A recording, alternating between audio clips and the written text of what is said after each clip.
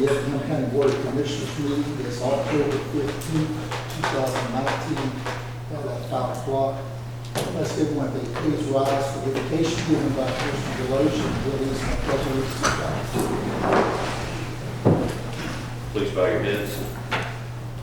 Dear Lord, thank you for everyone that's gathered here with us this evening, and thank you for the rain that we desperately needed. Please send some more. Please be with our world leaders through these trying times. And Lord, please be with us this evening and help us do your will. In your name we pray. Amen. Amen. I pledge allegiance To the flag of the United States of America and to the republic for which it stands, one nation, under God, indivisible, with liberty and justice for all.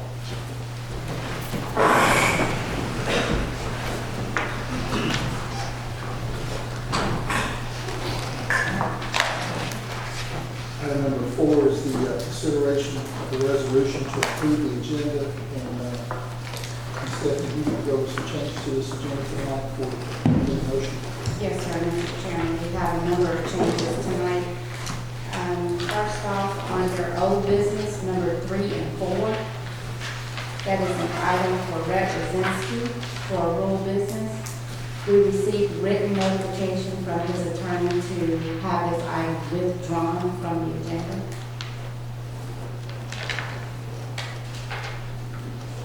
Also, we'd like to remove new business number 13, which is a resolution for the comp plan. Further, we'd like to remove item number 1 and 2 under planning board. That's an application by W.T. Waslam. This item is to be removed. Additional items to be removed under number 7 for planning board and number 8. This is an application by J.A. Kimball. And the final item to be removed under planning board, number 11 and number 12, is an application by James Mose. Is that complete the adjustment to the agenda? Yes, sir. I'll make a motion to approve the agenda with the noted changes. Motion by Mr. Deloach to approve the agenda with no changes by our clerk. Second by Mr. Keefer. All in favor say aye. Aye. All opposed, no. Motion carries. Item number 5, consideration to approve the October 1st, 2019 regular commissioners meeting minutes. Do I have a motion to approve? Make a motion to approve the minutes as presented. Second. Motion by Mr. Deloach, second by Mr. Floyd to approve the minutes as presented. All in favor say aye. Aye. All opposed, no. Motion carries. Excuse me. I want to welcome the public tonight to our meeting. Hope you got a chance to review the agenda. It's posted on our website as well as in our clerk's office. So hope you're prepared and ready to make comments at an appropriate time. If you can limit those comments to 2 or 3 minutes, that allows anyone who would like to speak on the item to be able to have time to speak on the item tonight as well. So we appreciate everyone's attendance tonight. And if you want something that's not on the agenda, we'll make another time for that. We ask that you do stick with the items that are on the agenda because we have a lot to do to cover. And with that, we'll move to item number 8, our consent agenda. Consideration for, there's 2 items on the consent agenda. Number 1 is consideration to approve the county holiday calendar for 2020. And number 2 is permit, consideration to approve an assemblage permit for Halloween trick-or-treating at Royal Oaks subdivision October 31st, 2019. Got a motion to approve. Make a motion to approve it, read. Second. Motion, Mr. Lopez, second by Mr. Deloach to approve the consent agenda. All in favor say aye. Aye. All opposed, no. It carries. Move to our old business. We have a couple of second readings. Item number 1, consideration to approve the second reading of an application by Derek Jenkins to establish a rural business use for a basic mechanic shop to be located at 765 Zero Road, for portion of 26D in the first district. Do I have a motion to approve second reading? A motion second. Okay, motion is by Mr. Floyd. Do I have a second? Second. Second, Mr. Keith. Before taking the vote, any comments or discussion? I just wanted to state, for the record, my feelings on this and what that I see we should be doing. And probably shot down on this, but, when this was initially brought forward, we talked with Lee about this attorney. He believes, from what I've gathered, that a commercial trucking operation like this, even if you're working on one at a time, is not the intended use of a little business like that. I think, I want to listen to that. I think we should listen to that. I can appreciate somebody being an entrepreneur, if we can, I'm one myself. I want to encourage the use of people's parcels as much as possible, and give them the freedom to observe. But for something like this, where other people go out, and another board member made this point the other day, that they're competing against people that are in the commercial world, having purchased commercial land and doing it the correct way, in my opinion. It's kind of an unfair competition. The last thing, you had a great point, this is way out of the country. But I've been thinking about this, and it won't be long before he's not way out of the country, the way we're growing. And we've got to think about the future of our county in that aspect too. They're going to be neighbors.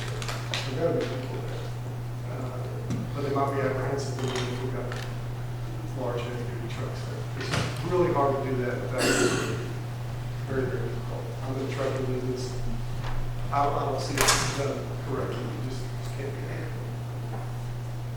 Let me say that correctly. Yeah, any other discussion?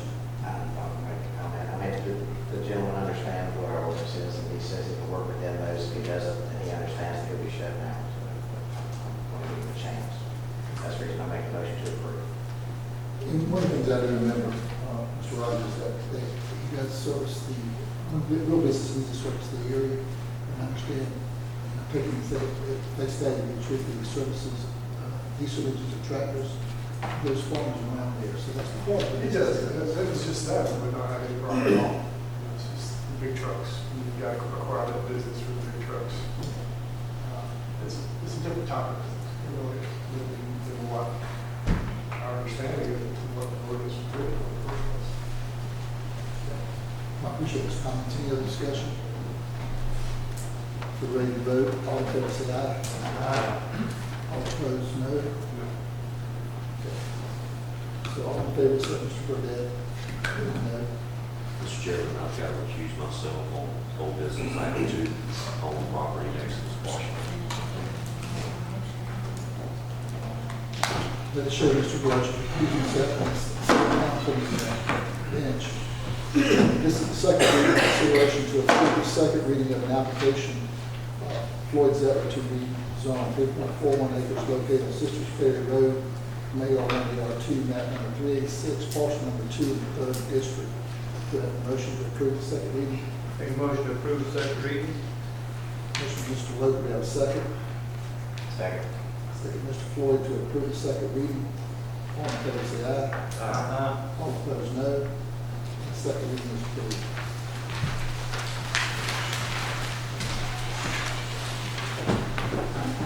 Mr. Deloach is returning to the bench for the third item on the agenda. Mr. Lee, 3 and 4. Yes, you're right, I'm sorry. Third and fourth have been withdrawn, thank you. So we'll go to our new business. Item 1, permit, consideration to approve an assemblage permit for a harvest festival located at 580 Ralph Lawn Road, 411 parcel number 24.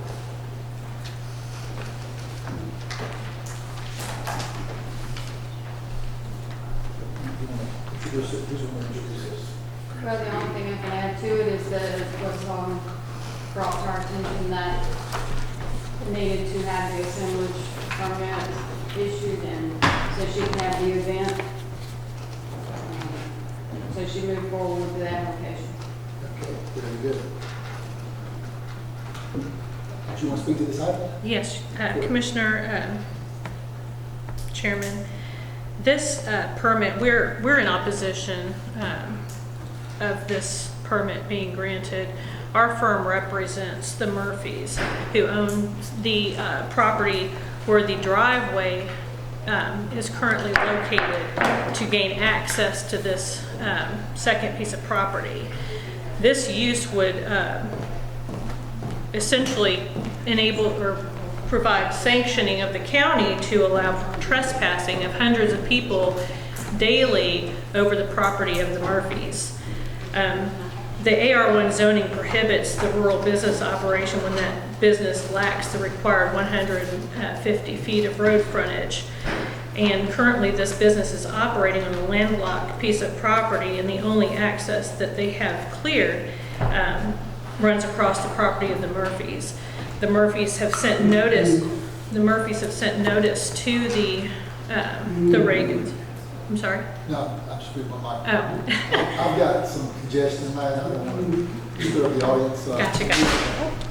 The Murphys have provided notice to the Reagans in regards to this easement. There is an easement that has been deeded to them for ingress and egress. However, they're not using that easement at this time.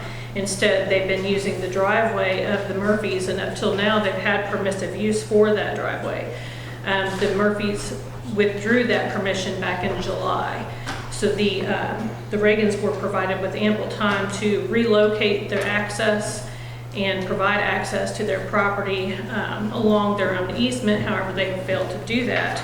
So again, the county would essentially be sanctioning the trespass of hundreds of people onto the property of the Murphys. Further, the Murphys are incurring substantial liability for all these people that are crossing their property without any sort of insurance being provided to them in regards to the patrons of the pumpkin patch, and I guess they're having a haunted corn maze that is also supposed to be taking place in the evenings. And again, the rural business requirements state that the business hours be during daylight hours, and here they're planning on operating a corn maze after dark up until, I believe, midnight on Halloween weekend. We understand that laws and ordinances are established to protect the rights of the property owners, and we also understand that any activity conducted on your personal property has the potential to affect adjacent property owners. However, we have here a use that's not only involving the property owned by the Reagans, but is unwillingly being involving the property owned by the Murphys. And we just ask that the county not grant this permission and not move to sanction trespassing of individuals over the property of the Murphys. Thank you. Come on. Ma'am, Yes. if you could please state your name for the record, I'm sorry. Certainly Lexi Shockley. Thank you. I'm going to ask for Lee to give us a little bit of help here. Our county attorney. One thing that I believe the easement would be more of a civil matter. I don't think we're sanctioning anything, whether we approve it or not. Whether someone can access the easement or they violate the easement, is that really an issue for everyone? Yeah, I would agree with that. There are several legal remedies that the citizens can take, the private landowners against each other to prevent access through their land. It's not, the county's not, should not get in the middle of that. I feel like that's what we're being asked to do, to be thrown into the middle of a dispute between two landowners. And so what's before us tonight is the ability to have a assemblage for an event, an agro-tourism event. There was a point raised there about the daylight hours. Is that a concern we should have as a board? We probably need to hear from the applicant to see how long the event is going to be, how many weekends are we talking about, the hours of the event, the number of people they expect to come, what's going to be sold, kind of what's happening. Let's start with that. Very good. Is the applicant here tonight? Great. Hi, I'm Melissa Reagan. This is my husband, Gary. How are y'all? Good. If you could share with us about your event, the things that our attorney asked. Yes, sir. When would it be, the hours, what's expected attendance and so forth? Okay, so we've been operating since 2011 doing this. This year we did add a haunted corn maze. Our daytime hours are from 10 to 6. Let me pause you right there. You've been doing it since 2011? Yes, sir. Has there never been an issue? No, sir. Even in the 4 years that the Murphys have owned the property, 5 years next to us, this is the first year there's been an issue. Continue, I should- So our daytime hours are Saturday from 10 to 6 and Sunday from 12 to 6. So you're done by 6? No, sir, that's just for the pumpkin patch. And then at nighttime, we have operated the haunted corn maze, which we added this year for preteens and teens to come. And that starts at 8 p.m. and you must be in line by 10 o'clock. And then we did want to extend the hours till 11 o'clock for the Saturday before Halloween and then Halloween night till 11. So the event would shut down by 12 o'clock. 11 on the Saturday before. It's like there could be a lot of screaming going on, something like that for neighbors around. Well, we don't have any neighbors. The Murphys don't live at the property they're discussing. We've actually asked our neighbors across the street from Ralph Ron Road if they could hear anything, and they said no. I haven't had anyone complain. In the 8 years that we have operated, we've never had complaints or deputies come out to the farm. You had the haunted corn maze? No, sir, we have not had the haunted corn maze yet. And the operator for the haunted corn maze is here if you'd like to ask him additional questions. Let me see if there's any questions or discussion, please. On the assembly permit, we give them all the time. We give one every year to, some fellow lives out there on the edge of Springfield for turkey shoot. And he has hours, but I think his is up maybe 10 or 11 o'clock, but we usually don't start until late afternoon. Yeah, he's up, I've done this. till like And we 6, 7 give him o'clock. one every year, so there's no, I mean, they want to do it 12, 1 o'clock, maybe 11. No, sir, we wouldn't, I wouldn't want, I'd just be too tired to deal with it at that point, Turkey so. shoot probably goes 10:30, 11 o'clock at night, and he comes before us every year, maybe. The state promotes agri. Tourism, yes, sir. Georgia It's Grove. usually seasonal, it's very limited. I do go to conferences on it, yes, sir, to learn the law and how we can grow. Mm.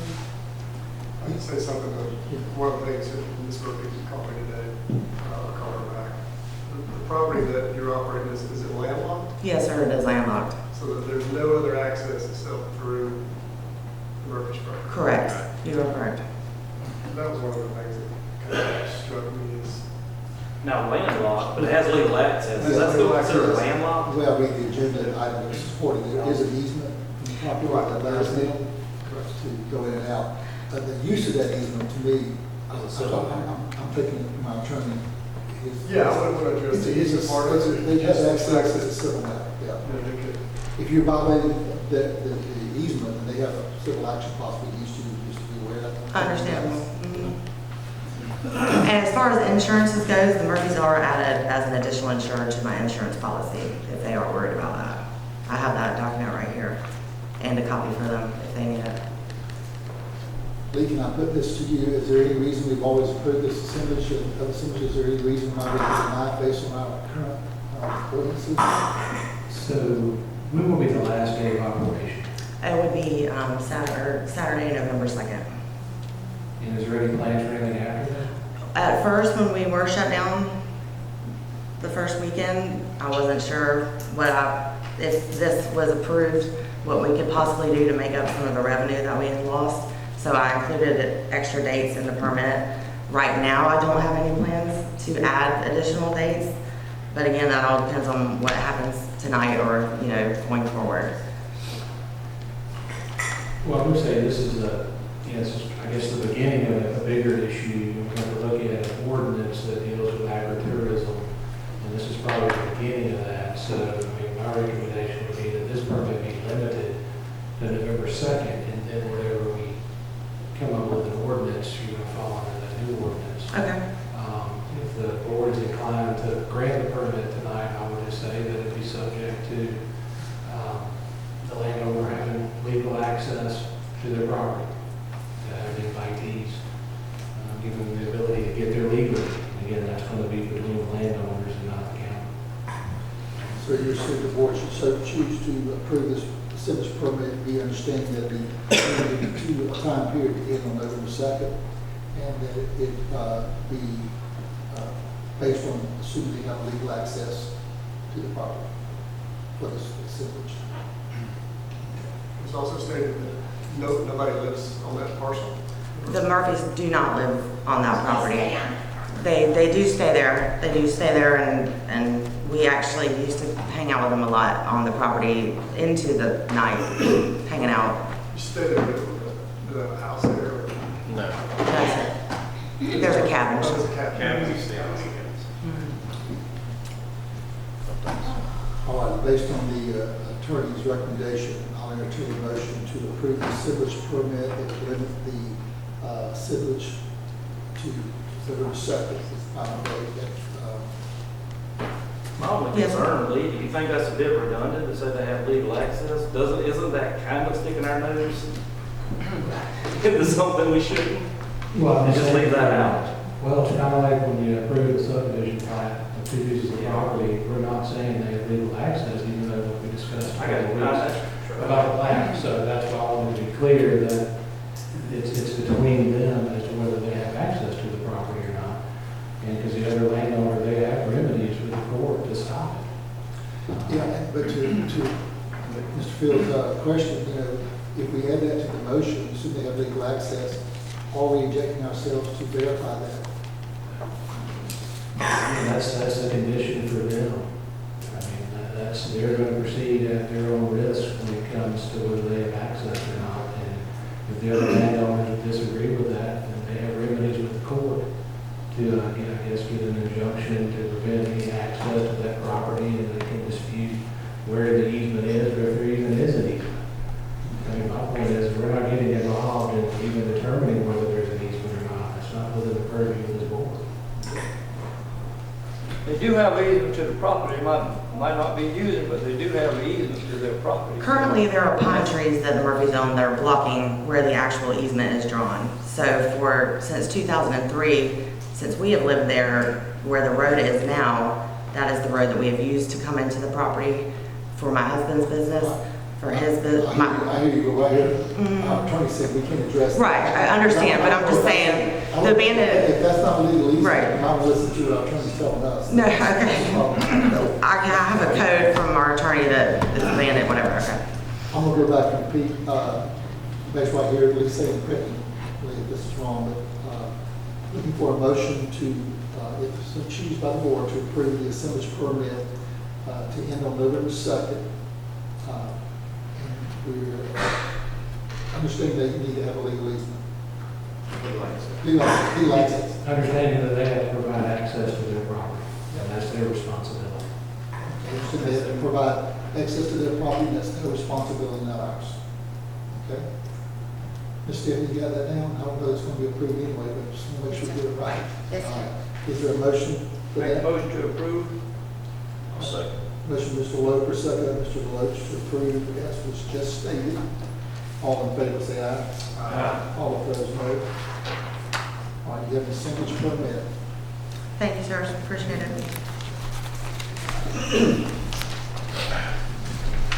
Item number 2. Consideration to approve the issuance of a change order to the Camden Enterprise Incorporated for 2019 local maintenance improvement plan.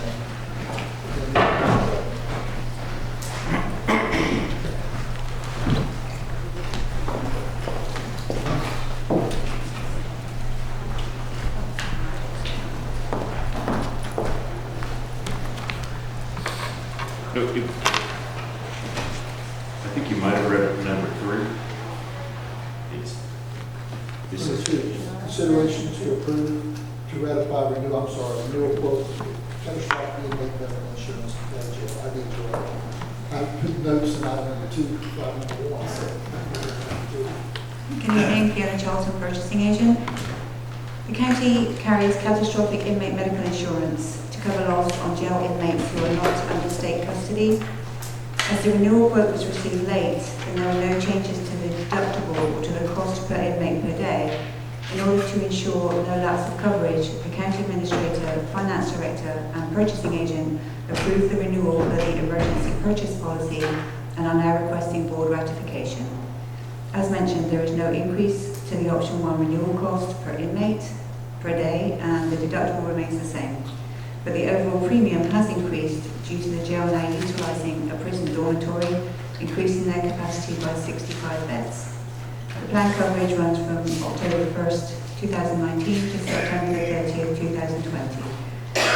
The renewal has been reviewed and approved to form by the county attorney, therefore staff recommend alternative number 1.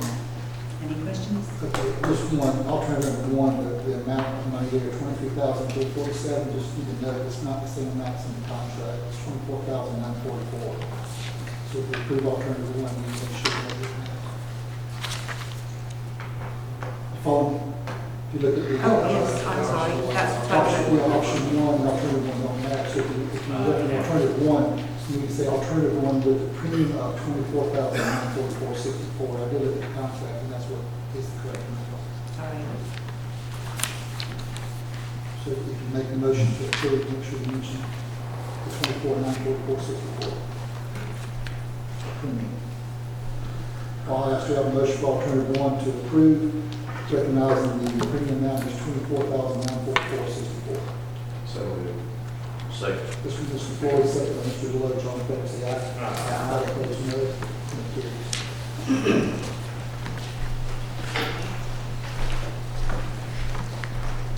Item number 3, which I read earlier. Consideration to approve the issuance of a change order to the Trinity Enterprise Incorporated for the 2019 local maintenance improvement grant contract. Georgia DOT annually awards local maintenance improvement grants to the county and municipal governments for transportation-related construction and maintenance. Grants are based on roadway miles within the local government jurisdiction. Effingham County is required to contribute a 30% match to the grant funds. The 2019 award for Effingham County is $922,036.24. The 30% match is $276,610.87, bringing the total to $1,198,647.11.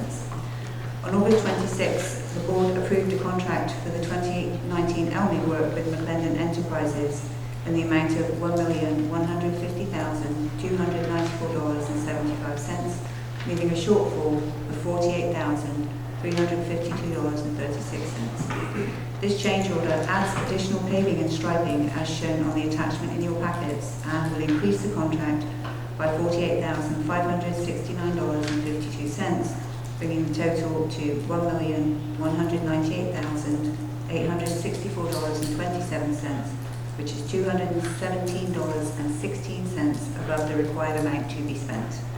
As SPLOS funding is available, staff recommends alternative 1. Any questions? Motion for, have a motion for alternative 1. Motion to approve alternative 1. Second. This one, Mr. Deloach, second by Mr. Roper, to approve alternative 1. All in favor, say aye. Aye. All opposed, no. And carries. This contract is underway, right? Yes, sir. Is it back? Item number 4, consideration to approve a product equipment lease agreement with Polytech Incorporated for use of a storage tank at the water reclamation facility. The water reclamation facility uses sodium hypochlorite as part of the wastewater treatment process.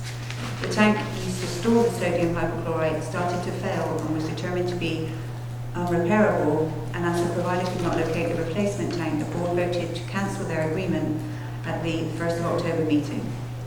EOM reached out to Polytech, who provided a lease agreement at a lower per gallon cost with a $20 annual tank rental fee.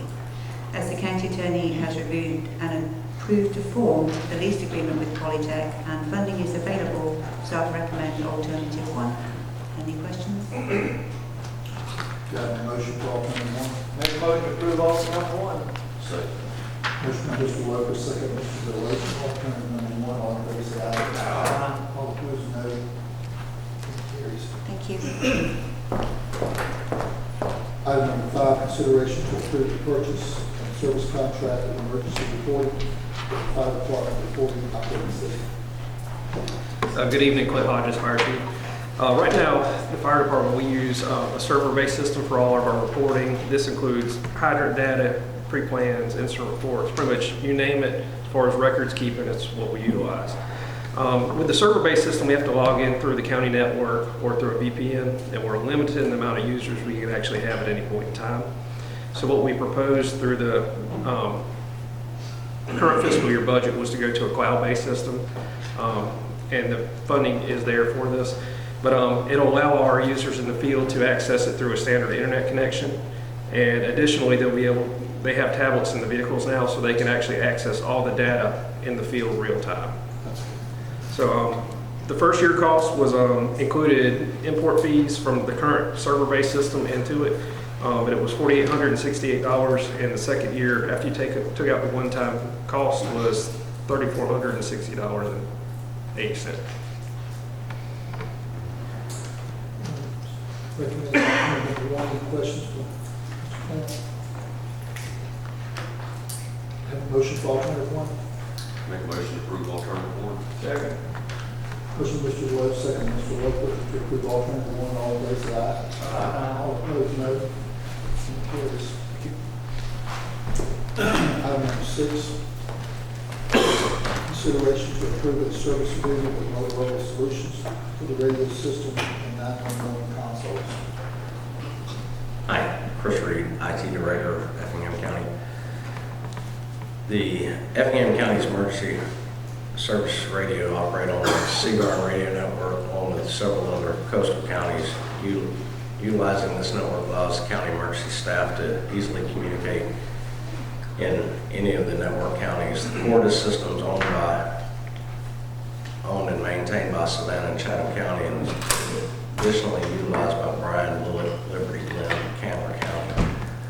This software upgrade agreement allows all the infrastructure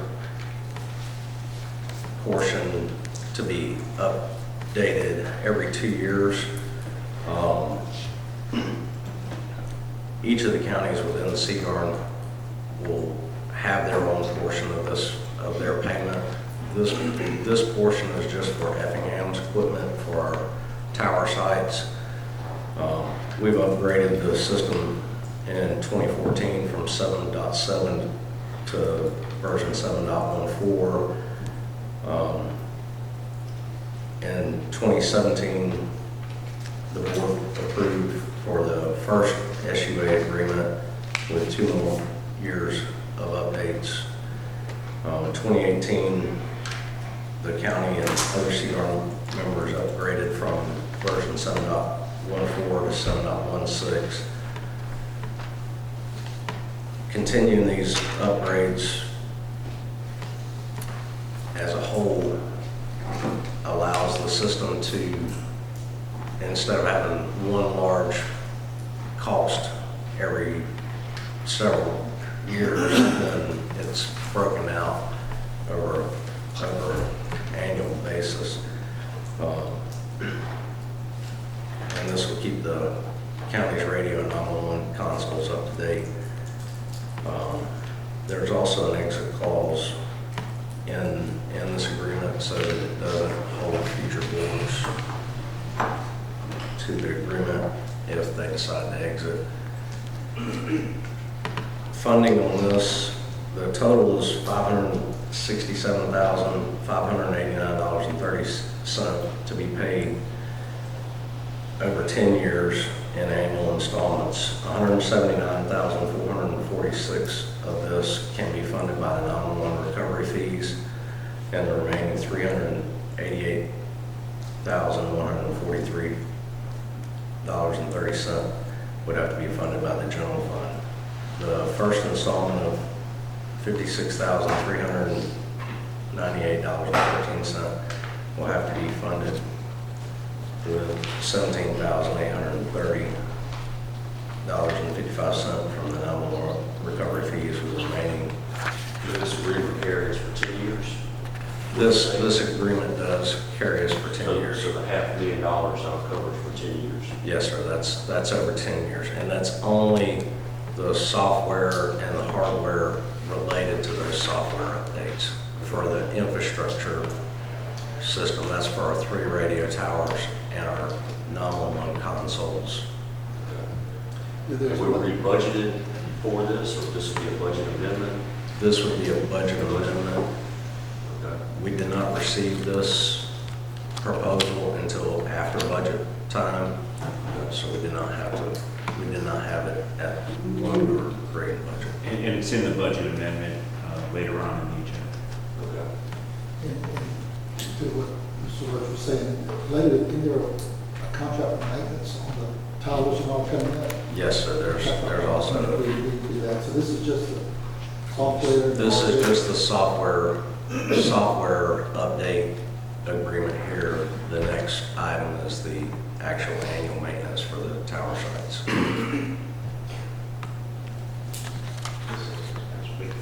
It does, I think. And I received a message from the sheriff acknowledging how expensive it was, but also saying how critical it was. Yes, sir. Does it include hardware advances in the future during this 10 years? Or does it include handhelds and everything else? Or are they No, sir, this is just the infrastructure piece. The three towers with the radio units at the towers, the infrastructure piece, the consoles, the radio consoles at the 911 center, and the radio consoles at the sheriff's dispatch. It's just the software piece. typically a 10-year deal? If I may, I will say one thing to the SUA. My name is Jeff Jones. I'm with Motorola Solutions, and I've been working with Chris, Clint, and Jay on this for some time now. The SUA, the software upgrade agreement there, it does mainly cover the software, but there are hardware components in that. So there's a hardware refresh on the workstations at dispatch and other areas in backroom equipment where there's computers and monitors and things like that. This upgrade lays out every so often. They'll go in there and replace all those. There's some the computer towers at 911, the servers and things that are going to be replaced for the next upgrade. It keeps all of your software and equipment up to date, what we call evergreen on that platform, so you don't reach in the life of any of that equipment. So there are components that we will go in and replace. For instance, with the 2019, the release will be named A20, A being Astro 2019.1. That's going to be the release you guys receive, which is the latest release. All the routers that are at the tower sites are going to be replaced with Juniper routers. It allows for to use other connectivity other than just T1. So there will be some hardware upgrades that come into place. The list is quite long that breaks that out. I'll be happy to provide that as well. But it does keep the software current and up to date. But as equipment, hardware that we deem is going to become obsolete, we will replace that as part of that fee. There's no additional charges to the county itself. We've already replaced all of our handheld radios, correct? So this is just the next step to stay current. Correct. Well, we've either replaced them or flash upgraded some of the older units. Correct, yeah, your radios, your handheld units, and I'm not sure if you guys use mobiles, I can't remember, but all your handheld radios and mobiles, they're good. What these upgrades do is it allows new features and functionality. For instance, the ability to operate off Wi-Fi. So if an officer or fireman is going to a building where there's not great cell coverage, not great radio coverage depending on the structure of the building, these new upgrades that are coming could allow the radios to seamlessly switch to Wi-Fi to operate off that so they don't lose connectivity. In the past, you would have to put a bidirectional amplifier in these structures to help with that. These radios now going up to that next step are going to have features and functionality as these new releases come available to help with that. That's just one of the many options that are going to be coming with these upgrades. I will mention too, with that 10-year model, the reason that 10 years is important, one, it gives you guys a 10% discount off the total price, so that those savings are embedded into that, as well as the scheduling. The scheduling of this upgrade is pretty intense because, as Chris said, there's 8 other counties tied into this. And there's a lot of pieces to touch, a lot of parts to switch out. So scheduling these resources is quite difficult. By being in this 10-year model, you sign that contract one time, your next 10 years is already going to be scheduled out.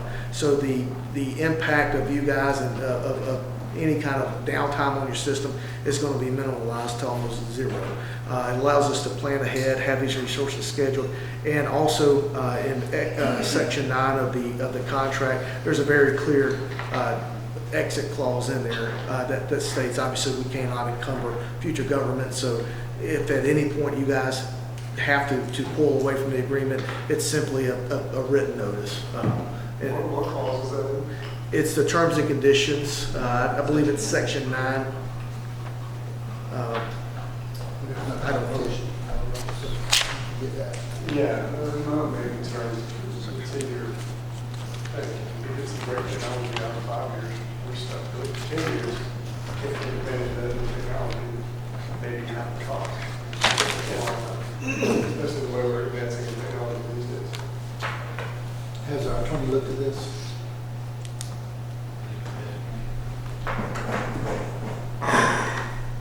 That's a good question.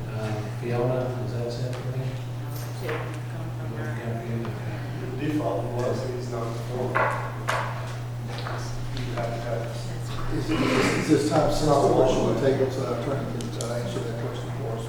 Just look at it. I'm sorry.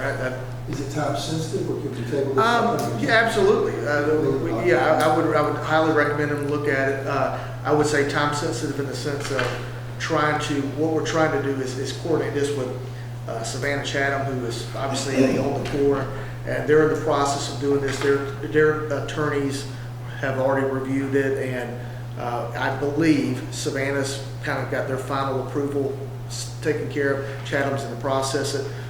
So I wouldn't say it's something we need to get signed tonight. I would absolutely recommend you guys look at it.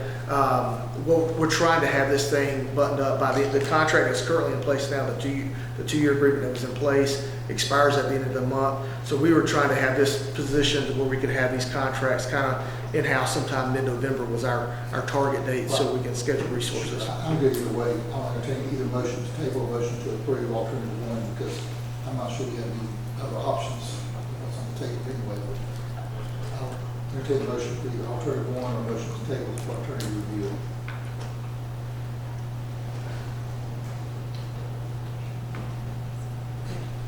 If our next meeting is November 5th, first Tuesday in November, if we table it to that meeting, I mean, would that be a problem with our service?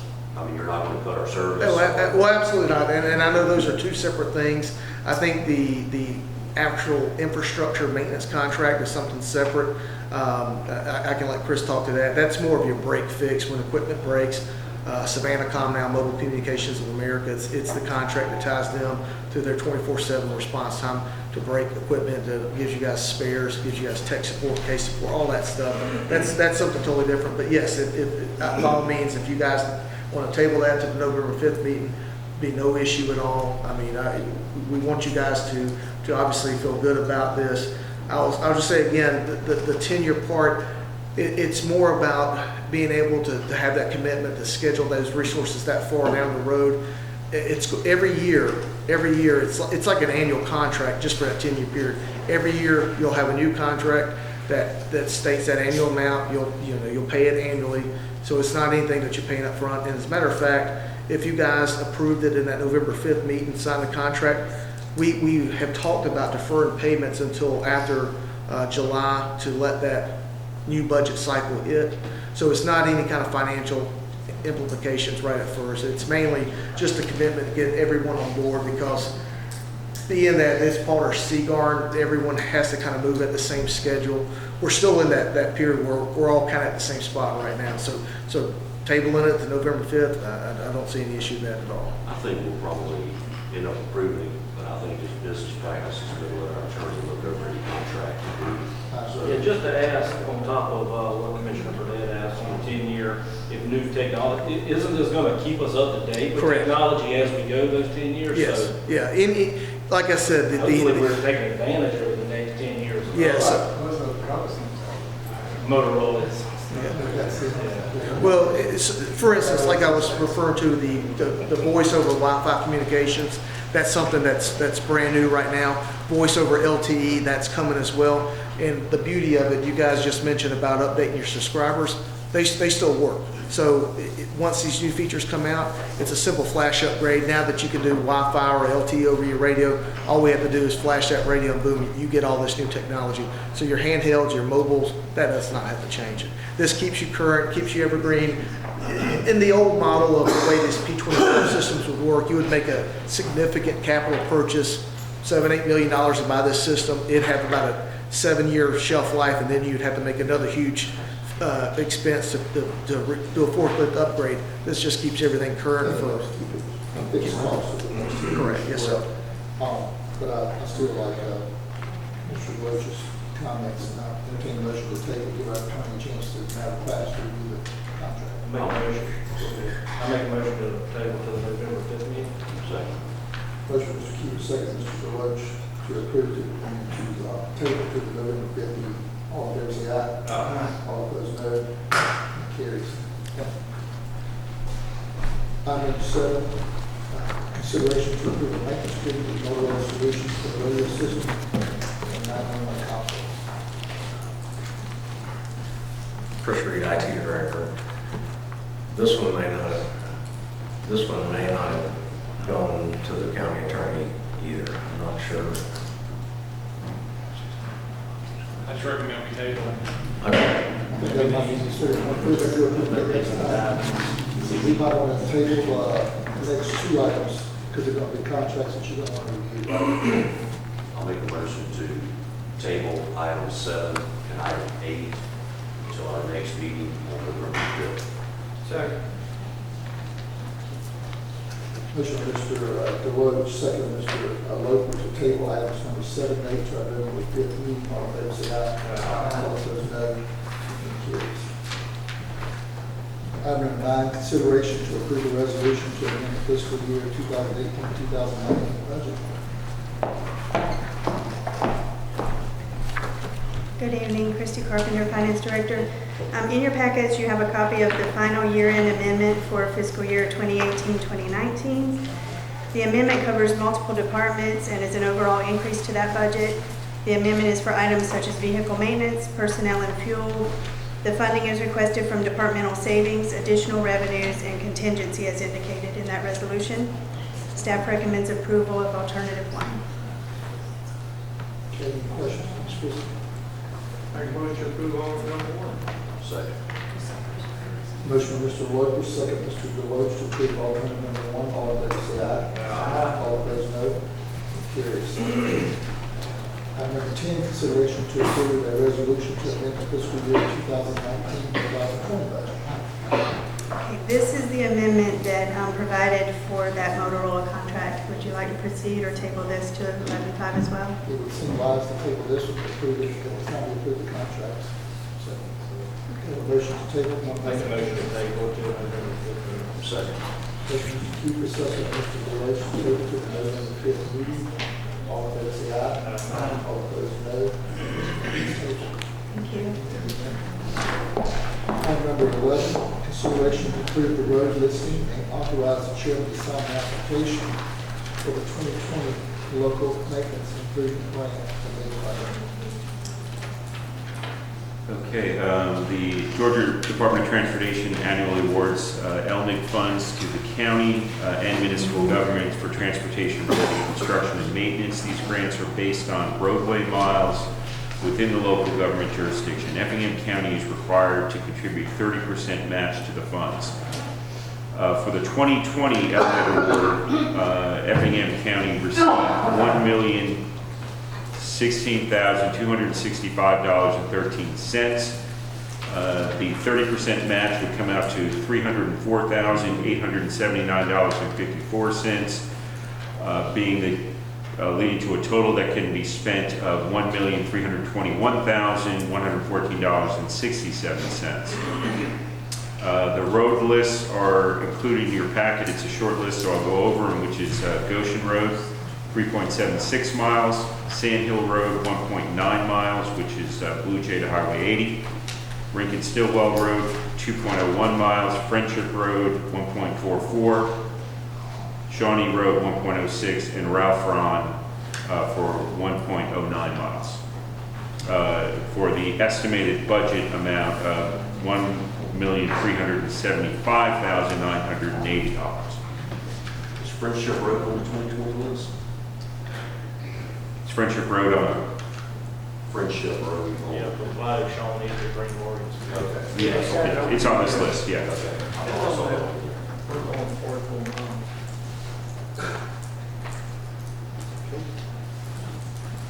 Any questions, discussion?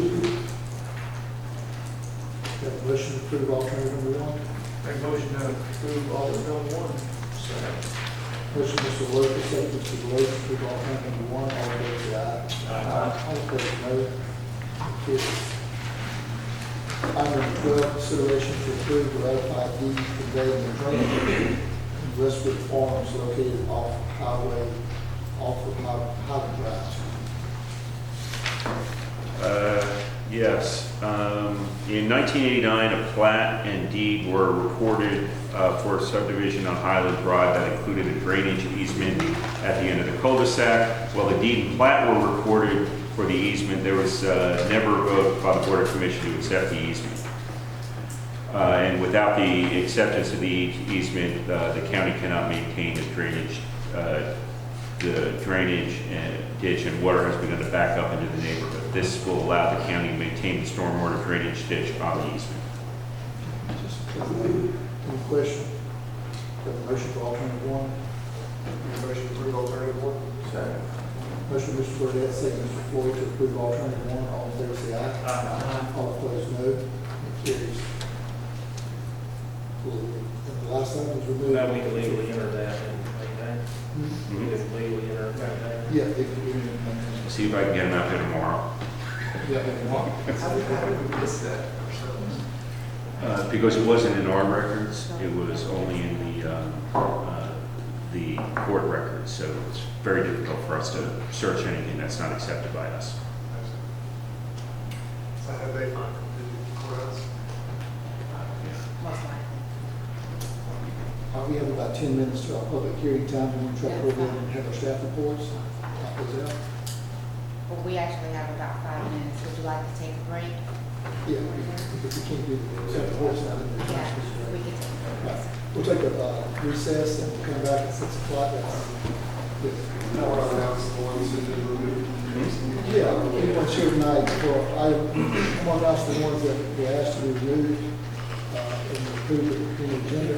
Items number 1 and 2, the planning board recommends approving the application by W.T. Watson to rezone 77.81 acres. That's been removed from the public hearing tonight, so if you hear for that, that will not be heard tonight.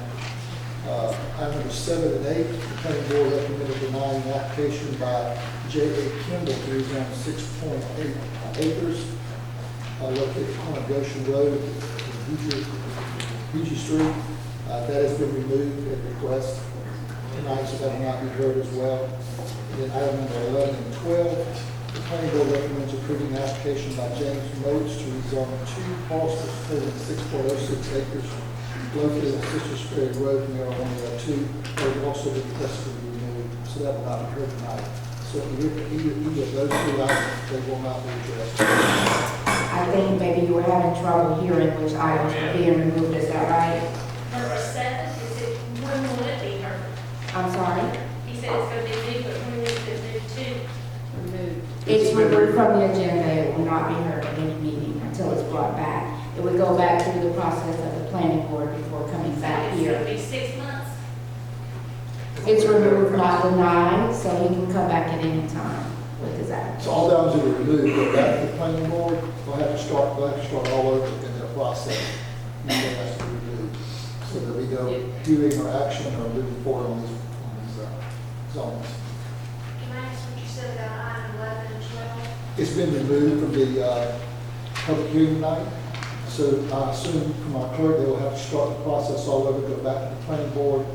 It's as if it never came up. They'll have to start. We would like to withdraw that, not have it rezoned. It has been It has withdrawn. been. Yes, ma'am. It has, withdrawn? Yes, it's been withdrawn. The petitioner is On all these items, petitions have withdrawn, so they won't be heard tonight. And they have to start the process all the way back over, advertising, letting you know if you live next to the property, that they're looking for a rezoning, that we have a public hearing. So they're somewhere down the road, it takes about at least 2 months just to get back before us, I believe. 2 to 3 months to get back before us, so there's no action on these items.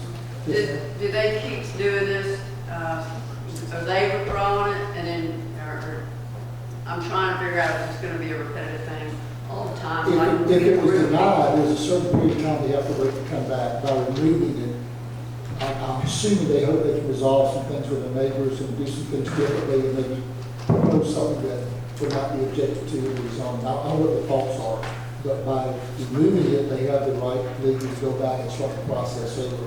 If he had heard it tonight and denied it, it would put an end to it for 6 months. 6 months. So that they why I don't know why they withdrew it. That could be why, but they've been withdrawn. The main thing you need to understand, we won't be hearing those tonight, so there'll be no action taken on this. Okay. I believe this is the third time this has happened, so, I can't answer that. I don't know how things happen. I don't think the third time this has happened. I can't answer that. So we'll take a quick recess. These 3 items will not be heard, so we'll look at those tonight.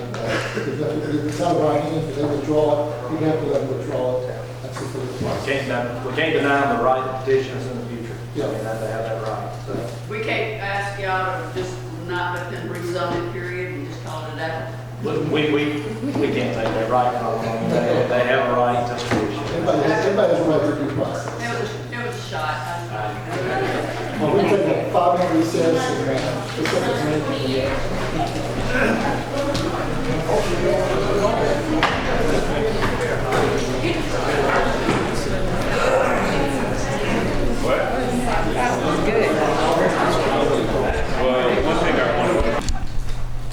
Okay, we'll begin our portion of our public hearing meeting tonight. I'll do item 1 and 2 of public hearings tabled, not removed. So we're going to item number 3. Planning board recommends approving an application by Barry Jenkins, is that right? For a rural business use to operate a grain harvesting and gutter parts business located at 4884 McCall Road, map number 450, parcel number 5 in the 2nd district. So we're open to public hearing and we'll begin by catch us up. Okay, Mr. Chinkin is not here tonight. I don't know what's going on with that, but it was reviewed by the planning board, and so far he has met the rural business requirements, and so they recommended approval.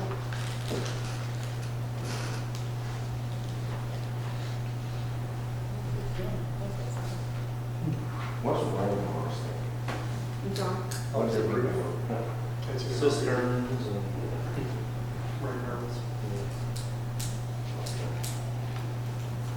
Okay, so is anyone here tonight speaking about this business or for this business, rural business?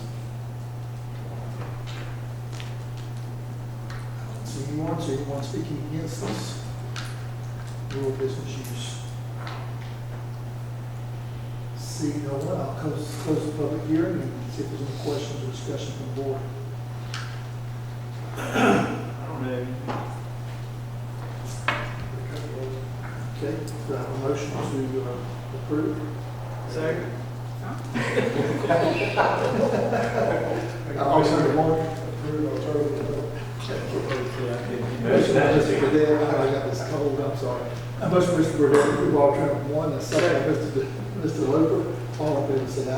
Aye. All opposed, no. It carries. I'll try to get closer to the mic.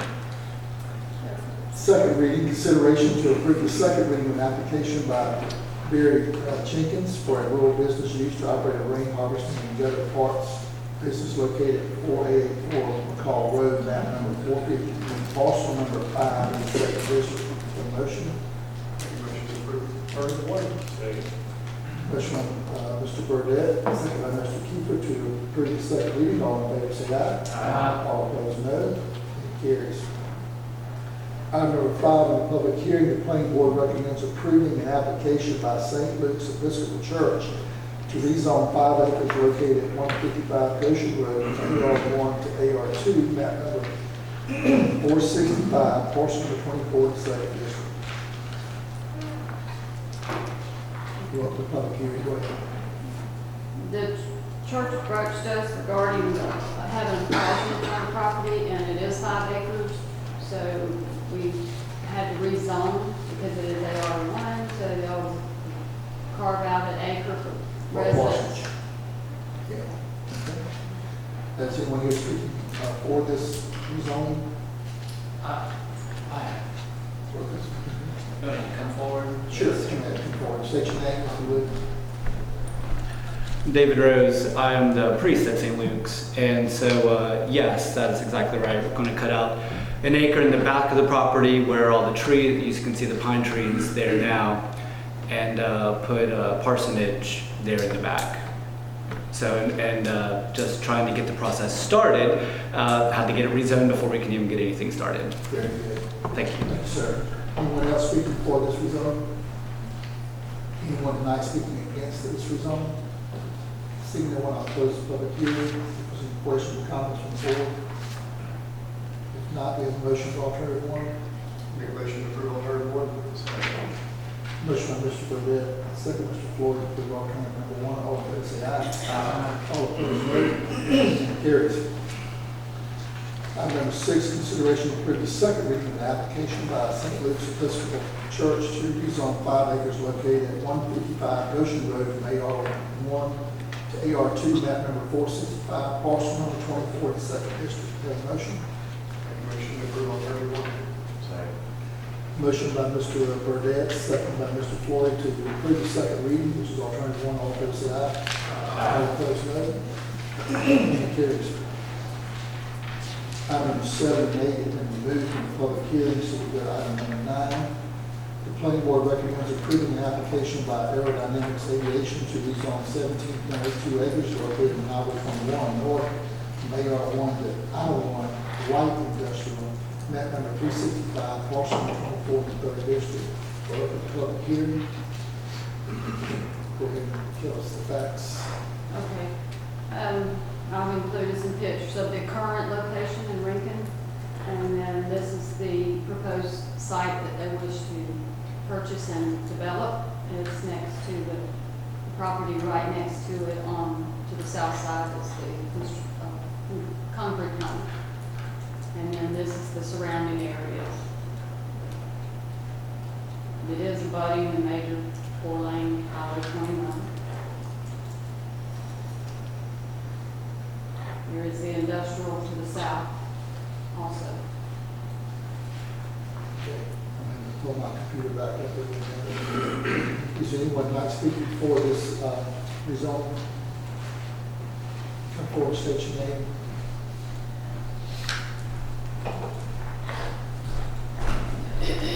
Good evening. My name is Chris Burnson. I'm part owner in Aerodynamic Aviation. Again, like we told the planning board, and I don't know if you guys remember us when we came in March, we're just looking for some property to zone industrial because we do light manufacturing work. And this is one that come up for sale, and we just want to get it rezoned so we can find a place to put our business. And I know there was a conflict or a question about light manufacturing, so I brought some parts in to see. We don't do heavy manufacturing of aerospace. We're a sub-tier 1 supplier of Gulfstream. They build the jet, which is heavy manufacturing. We build just the little small components that go inside of the aircraft. So Components that go to the cabin, sir? Components that go to the cabins? Yes, sir. It goes in the interior. These are predominantly we do interior parts that are lightweight, made of aluminum, wood, plastic, phenolic type stuff. So if anyone would like to see it, I brought some examples in. Would you like to show it to you? We'll see. I think you're good. Thank you. Okay.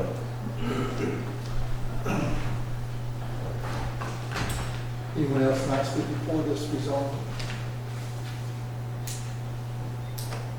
Anyone not speaking against this rezone? You come forward and state your name. Share your concern. Donnie Burns. Go ahead. All right, I live right next door, right across the road from where he's wanting to put this factory. And I'm 100% against it. It's a 20,000 square foot building supposedly. And this land is downhill pretty well. And we own Bethel branches right next to it. All this water or anything that comes off of there is going to go in Bethel Branch. Bethel Branch comes about a mile to Springfield. And from Springfield, it goes through Cedar Creek, which, you know, they don't really need any more water. And then it goes to what's the one that goes into Jack's Branch. No, Jack's Branch. It goes into Jack's Branch on my place. We own all of Bethel Branch through there. And it goes to Jack's Branch, then it goes to Ebenezer Creek, which is not a good mix. But anyway, the reason that we got some industry right there next to us, and it's pretty trafficky. And these fellas are going to have, I never have heard how many employees, anything about this thing. But it's a bad road to get in and out, I can tell you that. But the reason is there's no sewage there, there's no public water there. Anything that they do, they're going to have to dig wells. And there's a school close by, about 3/4 of a mile. There's a church close to it, and we all residential in there. It's acres, a lot of acreage in there that it's got 8 houses. And it's pretty well going to stop us if we decide we want to do anything with our land. And we've been there almost 50 years, and I don't want to stop him from a business, but there's industrial parts that we paying taxes on. And he said he tried to get in there but couldn't. And I don't know why you fellas couldn't help him get in there somehow or another to keep it out of our area, because nobody's going to want to build a house in front of a warehouse. So that's going to take a lot of land out of play.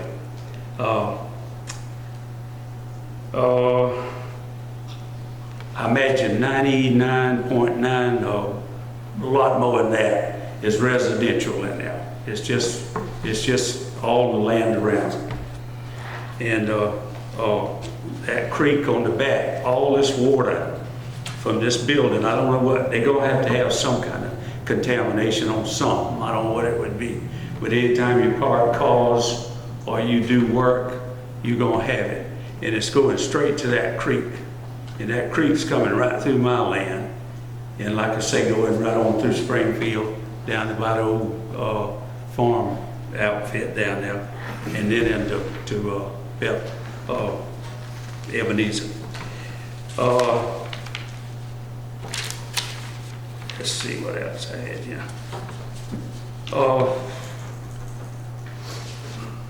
And I seen something the other day where they projected that in the year 2025, it'd be 25,000 more residents, you know.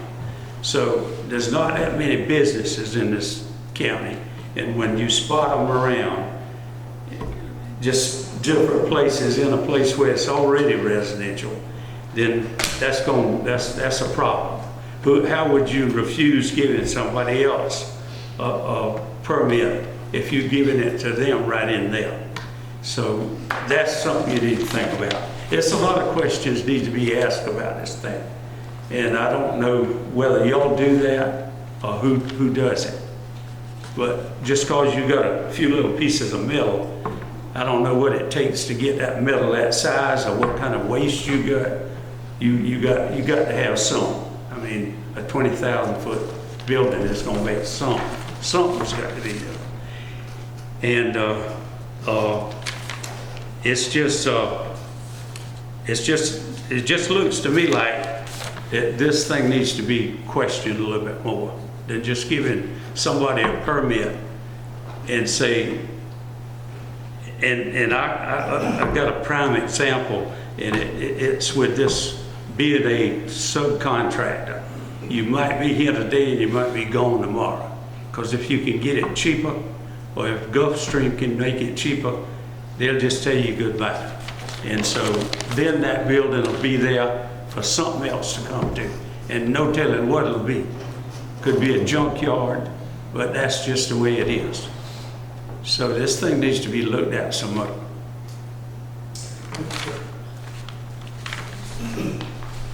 Anyone else speaking against this rezoning tonight?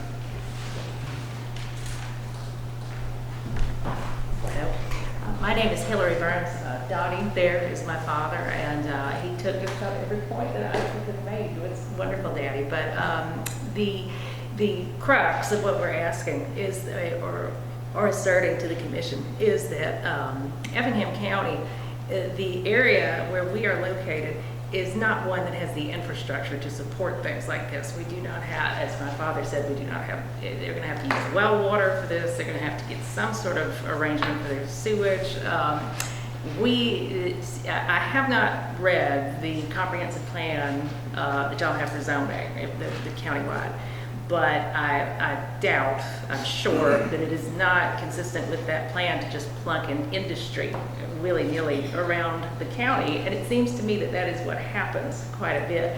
There are certain places in this county where industry like this could be situated, could have all of their infrastructure ready to go, and have them somewhat sequestered away from residential. And for some reason, we're not locating these things there. We're putting these in agricultural communities, just kind of randomly out there. And I think I've worked in municipal government and industrial government for quite some time, and I've heard this repeatedly from other residents that in Effingham County, you really never know where to buy a new home because you have no guarantee that there won't be an industry that's located right next to it because we have such scattershot zoning issues. And so in this case, I absolutely wish the company well and what they're doing, but I think it's very inconsistent with good county planning.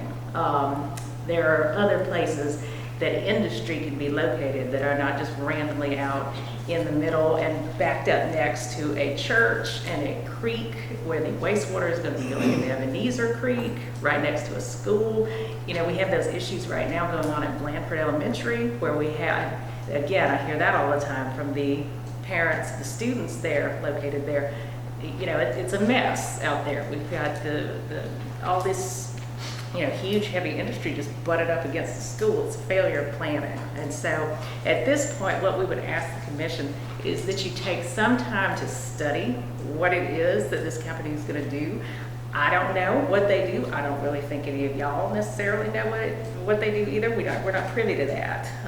When we get these packets that come in for these agendas. And so just, if nothing else, just because of the fragility of Ebenezer Creek and the fact that that is so important to Effingham County, and we're all down, the way that the land runs, we're all downhill. We're going straight into that school, into Cedar Creek down there, which has its own drainage problems. It's just a lot to contend with in a way that I think is very unnecessary. There are other places this place could be put. So thank y'all for your time. Thank you. I got one little thing I'd like to say too.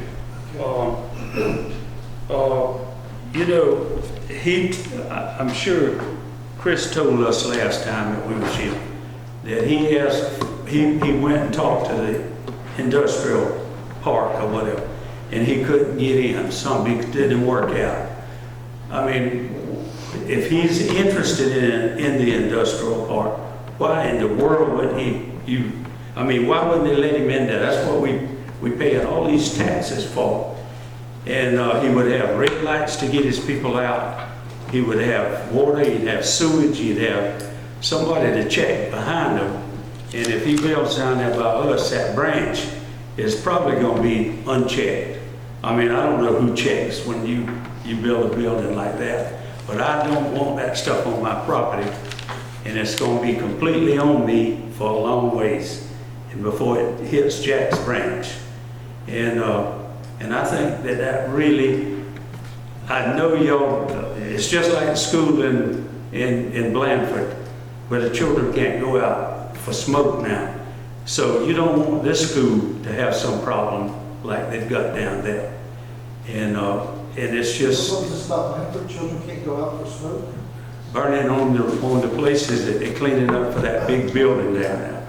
I mean, it ought to be in that place that we got, that industrial authority owns, don't they own, I don't know, it's 1,600, how many acres? That's an industrial park there. Industrial park, that's where that stuff ought to be, instead of putting it in the school and. What industrial park is. That is the industrial park. That's an industrial park? Yes, sir. It's all the way around. That's a research. Yeah, I know it. Rinkin's pretty well got it. No, I mean- the IDA, many years ago, before anybody on this board was on Yeah. board, the IDA condemned that property and took it and made it industrial. It was designed for some kind of residential. Well, that's what I say. There's plenty of places. But that's an industrial park where you see that, Yeah. burning the timber now. and cleaning up the- And if, like I say, then if you needed to sell your building, I'm not saying he's gonna sell his building, I hope he does good. But I know what, when you subcontract into somebody, or you working like that, you don't ever know when you end it. So he could probably get rid of his building good to somebody in the industrial park. So that's pretty deal. I'd be interested in the comment that you made, if you could answer for me anyway. You said you tried to get a lot inside the industrial park, one of the industrial parks, and you were denied. What's the facts behind that? Not denied. I tried to work with the IDA, and a few times I went there to talk to them, and they didn't really have anything available for what we were looking for, because they have it pieced out for 50 and 100 acre tracts, and we just don't need that kind of land. They have it they have it ready for bigger companies to come in. So that was why it was out of our range of acreage that we They wanted you needed. to buy 50, 100. 50 was minimum, but 100 was majority of what they wanted, to block it off and sell 100 acre tracts.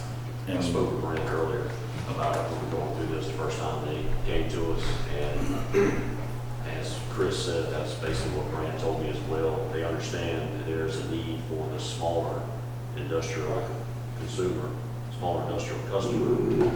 That's something they're going to have to address, but as of today, they have the larger tracts. Compared to 10 and 20 acre tracts that the small need. It's not in there, it's other places too, across 21, a new place with Gitsy. Saying, I mean, your smallest, take down the warehouse, it's 200,000 square feet on the low side. High side is millions, small businessmen. Eliminate something more than that. Who do you try to encourage them to look for some of it? They are, I believe. I think they want to Like from what I enforcement around our tracks to do that. I might just read about the circulation. I'm going to say one other thing. Go ahead. All right, I don't know what y'all said, I didn't hear it, but Ebenezer doesn't have any land down in there, in that park. I'm sure they do, and that's not 1,500 acres. But there's got to be some place that you can get in an industrial park without going 1,500 acres? No, How many acres? 50 to 100. No, they're 50 to 100, what they have it blocked out, that's how they have it designed. That's ridiculous for them not to have a place somewhere. That's what we're saying. I think the idea is looking at coming up with some kind of track somewhere where the smaller businessmen that own these 5 or 10 acres can have an opportunity to compete and have an industrial area. Well, it would be better to sell them at 2 and 3 than to sit down there like that place is that they got and they can't sell nothing. Except the movie place, and it didn't go in there, did it? Is that the same, that's the commercial place? That's not the same. That's not a commercial place. All right, well, where's the commercial places? Is Ebenezer one? That is one. Okay, where's the other one? The one you're referring to is the I-16 track, and there's already warehouses going in where the movie place was going, and they have an RFP out on the other track as well. And then the Research Forest track, which is right across from Blandford School that you mentioned earlier, I think that's around 2,000 acres. Yep. On both sides. They wouldn't say a few acres either. That's right, I tried. Now, they're looking for, hold that, I know for a fact they're looking to hold that for the larger industries. Okay. If I could just say one more thing, I One forgot more to mention thing. this one, I'm sure. Actually, two more things, excuse me. Just to jump off of that, again, we're very sorry for him that he couldn't get the track size that he wanted and that sort of thing, but that doesn't lessen what we're saying. The point is that there are other places for industry to go than to be placed in the middle of these agricultural residential areas. That's the thesis there. So that is one. And the other thing is, as far as the zoning classification, the issue with the light industrial thing that Chris mentioned about the actual manufactured products, it's not a question I have, it's in your zoning ordinance, that any type of materials made for aviation, and I'm paraphrasing, I don't remember the actual code section right off the top of my head, but the crux of it is that anything constructed for the aviation industry is by definition heavy industry. So I'm not sure, that would be something as well that needs to be addressed, because I wouldn't think it'd be proper if the actual definition in your code designates that as heavy industry, I wouldn't see that it would be possible to allow him to set up shop as a light Let's see if industry. zoning can address that question. Can you address that question that she had regarding anything that's in the aviation should be heavy industrial? Well, I'm trying to look, the only thing I see right now is where the manufacturing heavy aerospace vehicles, is that what you were meaning? It's number one. The only thing I think of offhand is the first section. That's what it says in the heavy industrial permitted uses is number one, manufacturing heavy, and it lists A through whatever. But A is aerospace vehicles, so, Yeah, I'm not convinced. All the This- parts you're making are about what you showed us. Predominantly, yes, sir. They're all lightweight. We don't manufacture an aerospace vehicle. It's just detailed parts. As far as the drainage, they're gonna be following the store. Yeah, I'm gonna read the conditions that could for this public hearing. This is the things that they'll have to comply with. If the board should approve the zoning tonight, the site plan, development plans have to comply with the County Water Resource Protection Ordinance and Storm Water Management Location Design and Manual.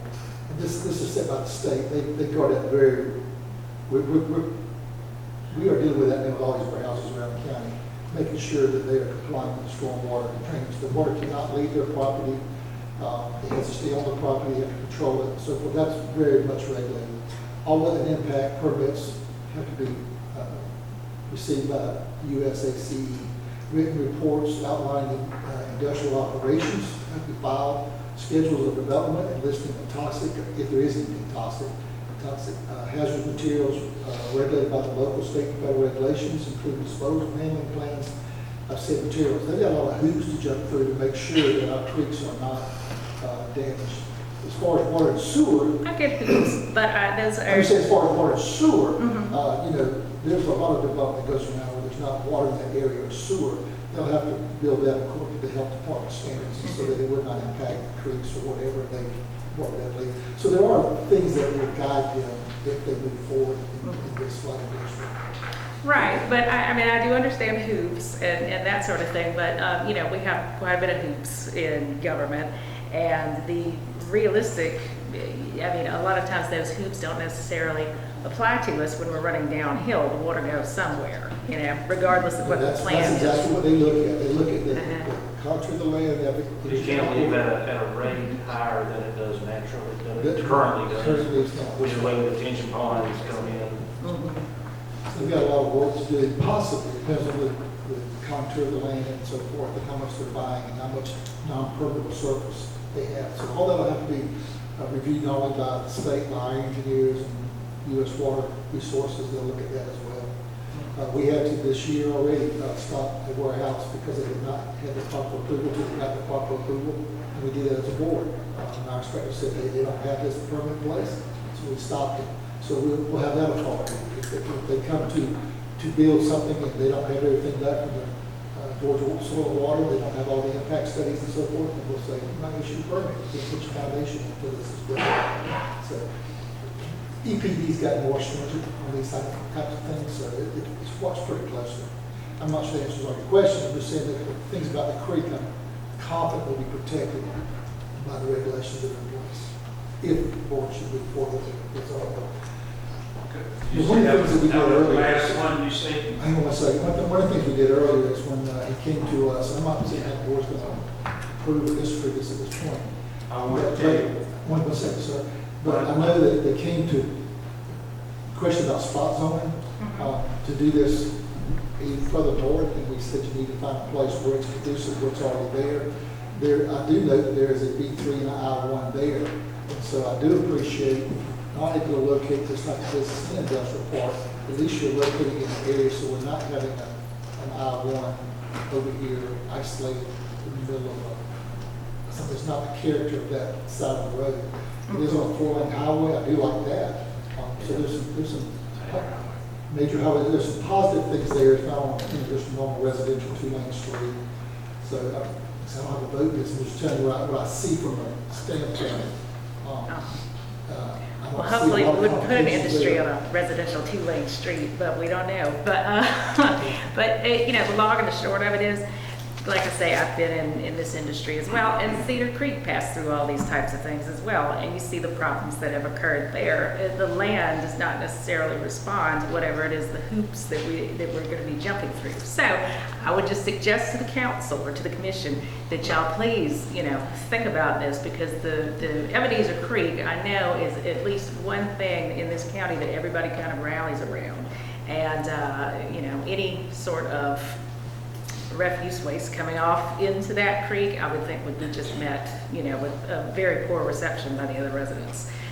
You know, not just our home, but there's also that issue as well. And the water doesn't respond to hoops. So it's just one thing that I would suggest that the commission maybe look more into it. Okay, thank you very much. Thank you. Is there anyone else speaking against this rezone? On this second, can I say one other thing? Okay, come to the Are you microphone. over? Come to the microphone, Yeah, please. come to the mic, so. Come to the microphone, please. Oh. You're talking, you said something about the creek. They had to, they would kind of have something that would make the water go in the creek. Is that what I was? No, I didn't say that. What did you say? It's all regulated and monitored. Water cannot leave the property any faster than it leaves. Yeah. Well, I don't know if you know what this creek I'm talking about, but it takes the whole swamp when it's wet. This water here covers probably 100 yards across that swamp, and the creek is little, but it just, when it rains, it just takes, there's no way to control it. And I don't think the government from Washington, they could even figure out a way to control it and put it in that one place. So I just wanted to tell you that. I appreciate it. Mr. Chairman, I'd like to add that also in the site plan development, it would have to meet the requirements of the LDA, the land disturbance activities for runoff and erosion and sediment control. And it would be, submitted. So their site plan later would come forward to us, and it would have to meet the requirements of the development plan ordinance, the erosion and sediment control, and Effingham Ward, and the wetlands, as you probably have already mentioned. Plus, there's also buffers that would be in. And then the industrial abutting and AR1 would have to be 150 feet. Natural vegetation?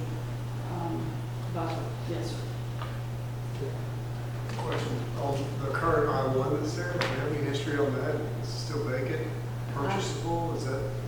I think they're doing a timber operation one time there. It's a current business. Yeah, It's a current business? It was just switched to I-1 3 or 4 years ago.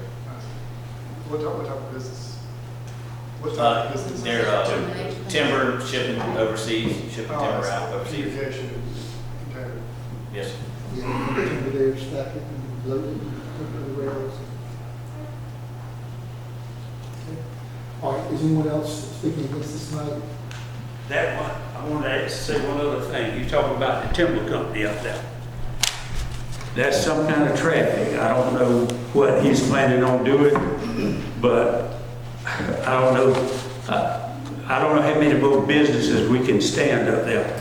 But that is a rock quarry. It started off as a little co-op, and then it went to a cement plant, and then it went to a rock, and then it went to a log. So we've got a load up there. I don't know. I mean, you can't. Don't look like you can stand but so much in one place. And I think they said something like 300 loads of logs when they was really running, if they was shipping to China a week, and if it's 300 going out, it's 300 coming in and going out. So it's and plus the rock, and we just loaded it up there pretty well. And like I say, I got 70 acres, and he's going to have 15, and I want to have a little leverage over him with my 116. I mean, I know he wants it, but I don't want it. And so that's just the way it is. Thank you, sir. Okay. If I can just recommend it, I think it'd be good if Mr. Burns steps back up to the mic and kind of gives you a little more explanation of his day-to-day, or what type of business. I guess you run it now, right? Yes. So, just a little better idea of what he's doing, so you can make your decision. Okay. Come up to the mic and give us a... And I'm assuming also on state route, any access is gonna have to be approved by DOT for A-cell, D-cell, all that. Because, Yeah, you can't just pull out on the foreign highway, they won't let you. Right. Yeah, mention that one. So what the attorney's asking, if you could give us a little run through, more detail of what we have in our agenda packet, of what's the operation gonna look like, from the trucks to construction to the employees? No, sir, Big activities. the majority of the traffic will just be employees coming to the job, you know. We probably have one delivery truck a day, maybe, bringing material, maybe a day, not every day. You know, it's like Southeastern, that kind of delivery truck. We have FedEx every day picking up, but it's FedEx like that would bring a package to your house. It's not FedEx freight, it's like a FedEx truck that would come to your house, picks up our packages that we should actually ship to Wisconsin, Long Beach, California, St. Louis, Dallas, and then we deliver by truck every day to Savannah. But to give you a rundown, we procure material that's aviation type material, sheet metal, extrusion, wood, and then we cut it. We have CNC machines, and we cut it into the form that they want us to per a 3D model. And then we send it out to get painted and processed, and then we bring it back in-house, and we may do some assembly work, add nut plates, screws, grommets, bolts, sealant, stuff like that, and then ship it to whichever site is getting their product. I don't know if you want more detail. Are there any toxic materials that you're using? No, everything we have is water soluble. Even the machines that we have, it's all water soluble type for the fluid that cools the bits as we're cutting the machines and stuff like that. How many employees we have, you think? We have now, currently, we have 30 right now. Daylight hours only or 24 hours? No, sir. We run predominantly, our predominant crew is Monday through Thursday, 6 to 4:30, day shift only. And then we have 5 or 6 people that run Friday, Saturday, Sunday. That way we're manufacturing parts 7 days a week. And that's Friday, Saturday, Sunday, 6 to 6 in the daytime. No, right now we don't have any plans for night shift at all. On Saturday and Sunday. Yes, a skeleton crew, Friday, Saturday, Sunday. On Saturday, Sunday. No deliveries on Saturday, Sunday, no big trucks coming in on Saturday, Sunday, and predominantly not on Fridays because we kind of schedule our deliveries on Monday through Thursday when the bulk of our employees are there. And answer another question, you told me before in a previous conversation that you will have a retention pond. Yeah, whatever is required, and I'm sure all that's required, a retention pond. Yeah, yeah, whatever the engineers. I just wanted to answer that question from before, it's not, it's just not gonna be a slab. Yeah, whatever's required by all the different codes we're gonna follow the code or we won't get approvals to do it. So whatever's required to, when we do go into, if we do get approved to go into, to build a facility. And like we said, I told the planning board and I told Mr. Burns and them, we don't wanna be right out there in the open to somebody see us, because we don't sell to the public. We have private customers, so it's not like we're looking to clear cut that whole piece of property and just desecrate it. It's more like cut a hole up in there, kind of 5 or 6 acres, clear it, and put our building in there and run our business. That's our plan. Okay. Any other questions? I'd like to ask you one, if it's all right. You come to the microphone and ask the question, please. Come to the I would like to know Sir, why this. come to the microphone. Is this recording for our clerk? Yeah, I'd like to know why this is why up the road he applied and he did, they just didn't approve it. And why this place is so much better than what he had up the road that they didn't let him have. What's the reason? Mr. Burns, I actually made the motion to deny it before, because as the chairman said before, that is out in the middle of nowhere where he wanted it, in North Effingham up on Highway 21. But here, this location now, that is next to B3 and an I-1 zoning. So that is next to a business where he is trying to locate now. Before, it was out.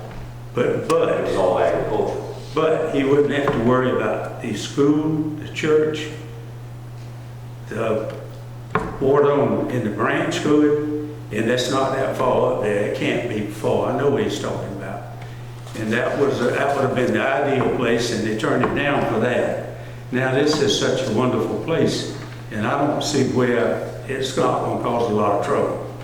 I mean, it's just it's things that with the water situation, that Bethel branch might not look like nothing, but if you ever go through Springfield and see where Cedar Creek is, where all these houses are, there's some kind of water that comes through there. And all that water with a 20,000-foot building is going to have to go somewhere. It's not going in the ground. And that water comes down through there, it's rolling. And it's going to Springfield, it's going to there, and it's going to Ebenezer. Well, And all of you know that. And you know where you can tell, but it's going. Mr. Brown, we just want to address that. On 17.8 acres, 20,000 square feet is, what's that, quarter acre, I'm not sure. And so he has to comply with the requirements of the water leaving the property to retain it. So in my understanding, it will not run into the creek. That would not be permitted by the Georgia Water Conservation Land Disturbance. He'll have to comply with all those things. All we're looking at tonight, because we don't control those items, we just control is this in character with the property that's around it, the B3 and the I-1 that's already there. Okay, all right. Maybe they can figure out a way, but when you got that water coming through there, it's hard to control. I know exactly, it covers that whole light line. Right, and he has to. I mean, it's not anything little when it comes to that. Yeah, and he has to retain it. And they base that on like 50 and 100 year rains. They don't base it on just normal rains. So they'll have to address it in those conditions. And anything that really that I've said to you fellas doesn't, it's still more or less in his favor. Is that right? I mean, well, I don't know. I don't know. I don't look like I'm making much headway. All right, I'm going to close the public hearing and see if there's any discussion from the board. Any comments? Yeah, my opinion on the matter is, the spot we looked at before, I don't know, 2-3 months ago, that was definitely not a good area. That was out in the middle of agriculture. There was no businesses other than a gas station, and even remotely close to that area. We're now next to B3 zoning, industrial zoning, where this parcel's going. It's off of a 4-lane state highway. As Mr. Burnson mentioned earlier, a lot of his deliveries will be FedEx, UPS, Southeastern Freight, if one a day cab, 40-foot and longest trailer container there will be. He's going to run Monday through Thursday, Friday, Saturday, Sunday, skeleton crew. To my knowledge, in talking with Mr. Burnson, there's no hazardous materials that are going to be created. A lot of things he deals with is water soluble. He's going to have to comply with the environmental regulations, whether that's retention pond or whatever that is. And tonight we're here to talk about the zoning of what we're going to do. And in my opinion, this is a light use. As you see the products earlier, you can hold in your hand. I know in our zoning it mentions heavy industrial of aerospace products. In my opinion, that's manufacturing airplanes, landing gear, airplane engines. This is a light use, a light product, a piece of a part going inside the cabin. So very, very small. Everything he produces you can hold in your hand. And with all of that being said, everything that happens inside this building, I don't think there'll be any noise outside. There's no hazardous materials that are being produced. I don't see any smell that's going to be outside. He's going to have a buffer around the whole property, which goes in line with our industrial zoning. He's not going to clear cut the property. And I don't see any reason to deny him everything I just said, unless y'all see something that I don't. And with that being said, I mean, I'll make a motion to approve the request of staff and planning board recommendations, unless y'all see otherwise. Second. All right, we'll have a motion by Mr. Deloach, second Mr. Burdette. I'm going to just see if there's any other questions or comments from the board before we take a vote. I appreciate the motion in a second. Any other comments? All right, then all in favor say aye. Aye. All opposed, no. It carries. So we'll move to the second reading. Consideration to approve the second reading of an application by Aerodynamics Aviation to rezone 17.82 acres located on Highway 21 north from AR1 to I-1 light industrial, map number 365, parcel number 24 in the 3rd district. We have a motion to approve the second reading. Make a motion to approve the second reading. Motion by Mr. Deloach, second Mr. Lofer to approve the second reading. All in favor say aye. Aye. All opposed, no. It carries. We did, you all left? Okay. I just want to say a few things to them. Item number 11 and 12 have different leave. So item number 13. The planning board recommends approving an application by William Beasley to rezone 38.63 acres located at 2124 Courthouse Road from AR1 to AR2 to divide the property into 3 parcels, map number 370, parcel number 2 in the 4th district.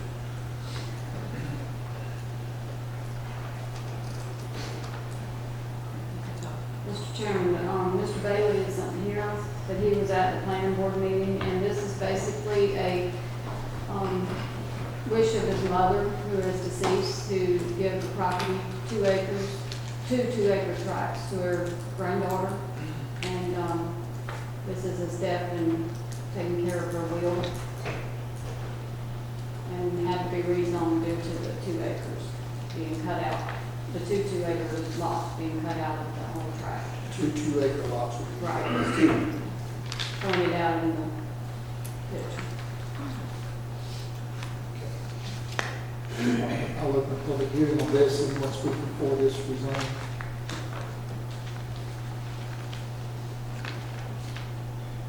See no one, anyone tonight speaking against this rezone? See no one, I'll close the public hearing. Is there any questions or discussions? Do you have a motion to approve alternative number 1? Make a motion to approve alternative number 1. Second. Motion by Mr. Lopez, second by Mr. Deloach, to approve alternative number 1. All in favor say aye. Aye. All opposed, no. It carries. Second reading, consideration to approve the second reading of the application by William Bailey to rezone 38.63 acres located at 2124 Courthouse Road, AR1, AR2, to divide the property into 3 parcels, at number 37, parcel number 2 of the 4th district. Make a motion to approve the second reading. Second. Motion by Mr. Lopez, second Mr. Deloach, to approve the second reading. All in favor say aye. Aye. All opposed, no. It carries. Chairman, I want to recuse myself from this next one. All right, sir. Please note that Mr. Lopez recused himself on number 15 and 16 and stepped down from the bench. The planning board recommends approving an application by Anthony Johnson to rezone 20.94 acres out of 41.32 acres located on Courthouse Road, AR1 to R1, map number 3, United parcel number 17, the 4th district. Welcome to public hearing. You want to give us the facts? I need to make a little correction that was discovered after this was submitted with the tax assessor, that this actually was 2 separate tracts already. So what we really need to do is just rezone the parcel between McCall and Courthouse to the R1 future development. All right, help me understand this.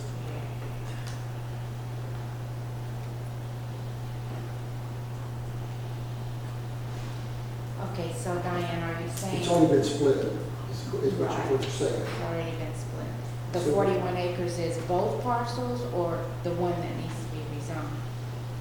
41 was what appeared to be both, but the tax assessor's office, there was a correction on that the site on the left was, the PIN number was, I don't remember John Craig who had the PIN number, but it was, it had a different separate PIN number with the 20.94 acres, the 20.38 was on the second parcel. So, sorry that was discovered after the fact. And, so we're not splitting, but he is requesting, still requesting the R1 rezoning. And then the other portion would remain AR1. Is the 20.94 acres, both of those lots together, the AR1 and the R1? The 20.94 is the R1 section.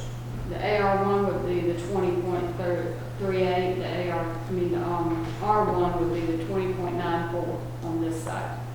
Okay. So it's already split, we're just looking to rezone. Is there anything we have to do as far as advertising? Is everything okay? It looks like we're okay. So the AR1 is actually the 20.94. So that's the one that's been, yeah, according to the tax assessment. previous. So we're okay as far as advertising. That's the lot right there in the center, we're looking at rezoning it to R1. Okay. All right. You're open, anyone speaking for this rezoning tonight? Yes, Craig Johnson. The piece on There left. your left, we discovered this, it was parcel 1 and parcel 2. The assessors said that it was together for tax purposes only, but on the deed it has parcel 1 and parcel 2. So to remain the AR1, which is on your left, that is 20.38 acres. And the assessors had that at pin number 38717A. And that is parcel 2. The piece to your right is the 20.94 that sits between Courthouse and McCall Road. And that pin number is 389-17. And that's the piece that I'm going to rezone from AR1 to R1.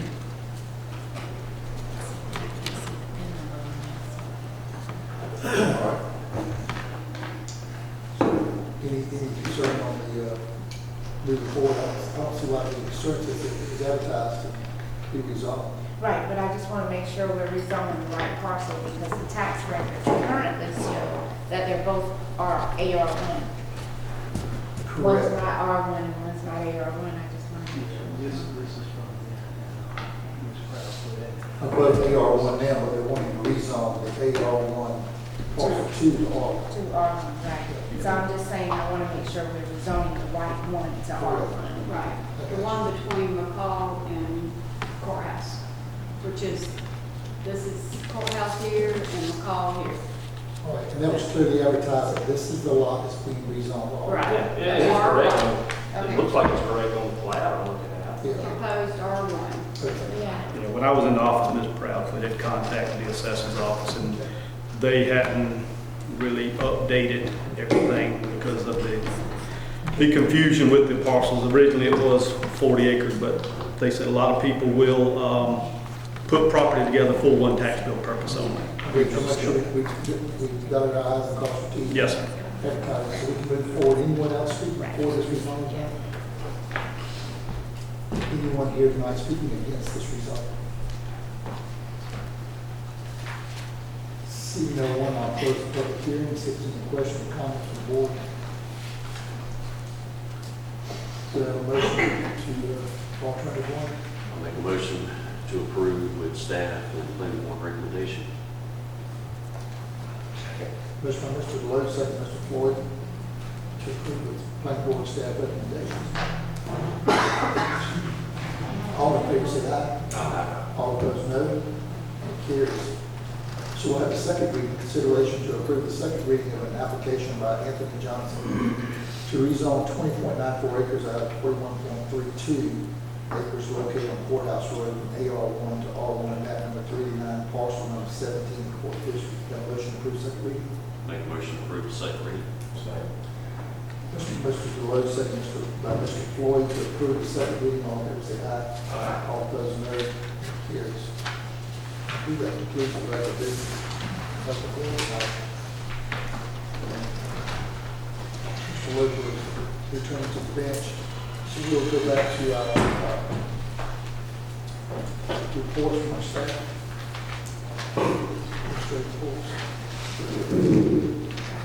Yeah, I just have one announcement. We are looking to schedule a workshop to discuss the programming of if a potential purchase would take place for the Renaissance Bank building prior to the November 5th meeting. I'll send out an invitation to each of you to make sure we get maximum attendance. If not, we can try for another date, but we should have the appraisal back by that time. We discussed that earlier today, and I like doing it some days a week, if that's okay with me. I'll come back.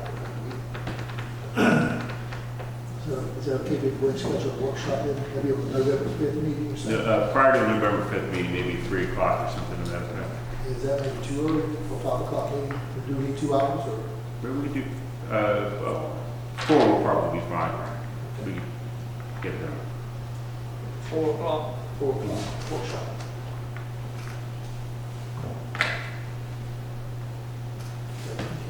Anything else, Mr. Tim? That's all. It's sure good to have you on board. Yeah. Is my question, Just really briefly, I need confirmations on a couple of things, if I can, please. For the 2019-12 district, meeting with ACCG is being held in Savannah Quarters on October 31st. Breakfast begins at 8, or is from 8 until 9. The meeting will begin shortly after and conclude at 11 a.m. If you are interested in attending this, you do have to register. So show of hands if you're interested in attending. And where is this being held at? Savannah Quarters in Pooler. Okay. October 3rd. There's no cost, just registration. And this is what again? The district meeting for the 12th district for ACCG, which is our district. And Commissioner Deloach is our representative on that board. are you going to be attending? Yes. Chatham County always has a real big attendance turnout, so if y'all can be there, that'd be great. I'll plan on it. Y'all help me look good. Y'all can't understand, I know breakfast sometimes. It's all- At least 4. It's my birthday. I'm going to be, I'm going to be on my calendar, I want to look, so it helps support you out there.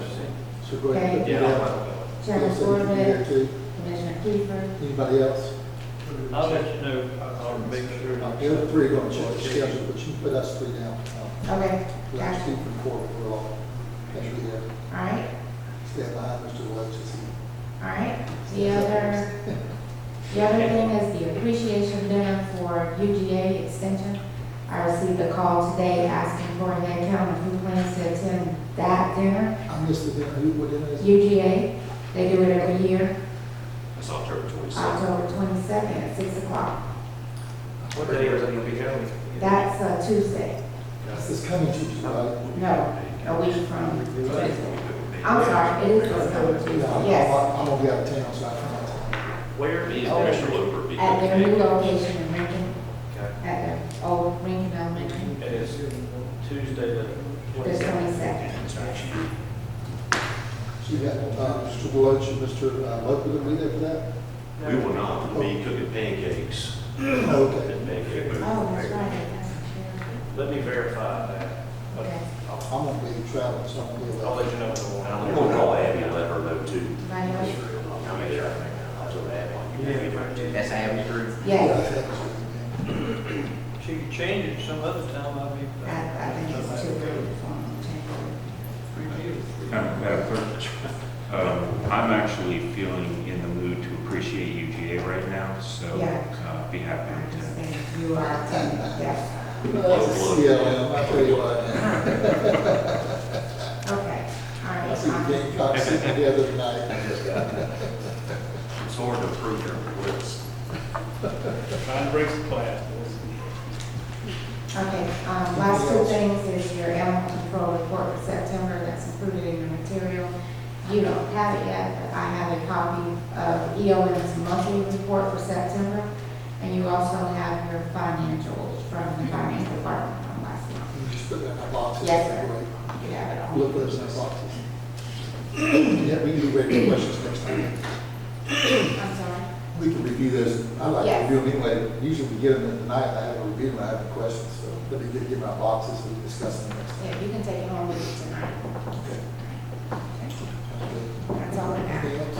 No, sir, that's it. Anything from any of our other staff tonight? Yes, Ms. Christie? Sure. Speak loud Please. enough. I can make it really short. But Gotta get in the mic. As well as I can hear you and we all can hear each other, that audio is not gonna pick you up. if it you're not on the doesn't pick mic. you up. Well, just briefly, the auditors should be here next Monday. So I sent an email out, the department heads know, they may get contacted by them starting on Monday. So they'll be here for that. And we'll hit the road. Hopefully it'll be easy. Yeah. Sounds good, appreciate it. We ready? We're ready. I knew you. Anything from the other on staff? I don't know if any of y'all know Judge Tom Edenfield, but I just got notice he passed away. Oh, did he? No, I heard he was here. Tom Enfield's a long-time sitting judge in the city of Lincoln. People bring it from way back. And you all got notification earlier, your coroner's father passed, and his visitation is Yes. today, wraps up at 8 o'clock. Who is it? The coroner, David David's Exon's father. Oh, yeah. father. Yeah. Are they down here at the Yes, Stricklands? yes. Is there anything else? I think we have a need for a brief executive session. Oh, I'm sorry, Grant Commission. Yeah. I don't have anything. I've got one thing, I sent y'all all an email, and this came up 2 weeks ago at the legislative conference in Athens. One of my topics that's going to be coming up in the next general session is the home rule bill. This is going to affect whether or not cities and counties can, I guess, put any type of stipulations on anyone's homes, how they build it. It's going to affect zoning. I briefly talked to Majority Leader Burns about it, but this is a big topic. There's a lot of people for it, a lot of people against it. And if you come to the ACCG breakfast on the 31st, Clint Huber's going to be there. He's going to talk about it, talk about the high points. ACCG does not support the bill. And I forwarded y'all a copy. If you want me to forward it again, I can. But it actually lists the bill, all the details. It's 3 pages long. The representative that's championing the bill in the House, he was actually there at the conference speaking on it briefly. But just want to bring that to y'all's attention. That's something pretty big. It could have a big zoning effect on us local level. That's all I have. Lee, you need to attend this ACCG meeting with us so you can help us understand. I will if I can. That's all I have. That would be it. Just questions of where we're at with the zoning updates, or the zoning with, the ordinance updates. Trucking in the junkyard and some different things. We were looking to have a workshop on that. We'd it would probably be on November 15th if we have the workshop on for the building on the 5th. I believe a couple of commissioners wanted to talk to some constituents about it as well.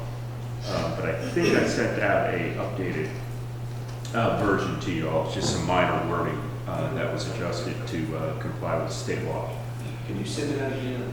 I don't remember getting that. Can you send me a copy? Oh yeah, I'll send you a copy. And Roger, you said you spoke to Mr. Silver. Yes. Okay, and I've got one in my district I briefly talked to, but once I look at that copy, I'll reach back out to him. I'd like it to be there, so if you would, Yeah. if you can, if not, we'll get him a copy. Okay, I'll send it out to them.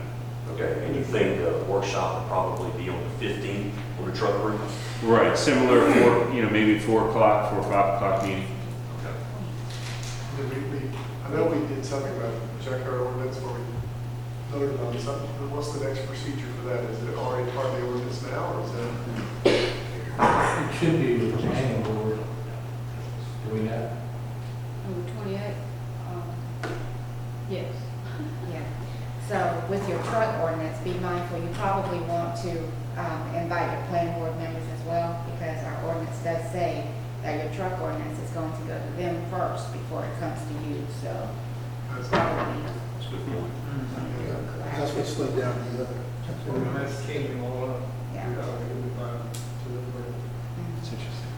They've got a chance to review it first before it came to us. So they're looking at it now. Yeah, 28, that one. 28. That's the junk. The junkyard part. Yeah. What is it on the 28? October 28th, you guys are looking at that. October 28th is when you're looking at. And after that, it'll come to us. I'll see if I can get the very next. At least the 15th of January. Yeah. And on top of all that, I'd like to look, for us to change the ordinance, should not have to go through planning board. I mean, that should be zoning guidelines, but it's odd, as the governing authority, we should be able to hold public hearings and change it. I can see it. But it's worded that way.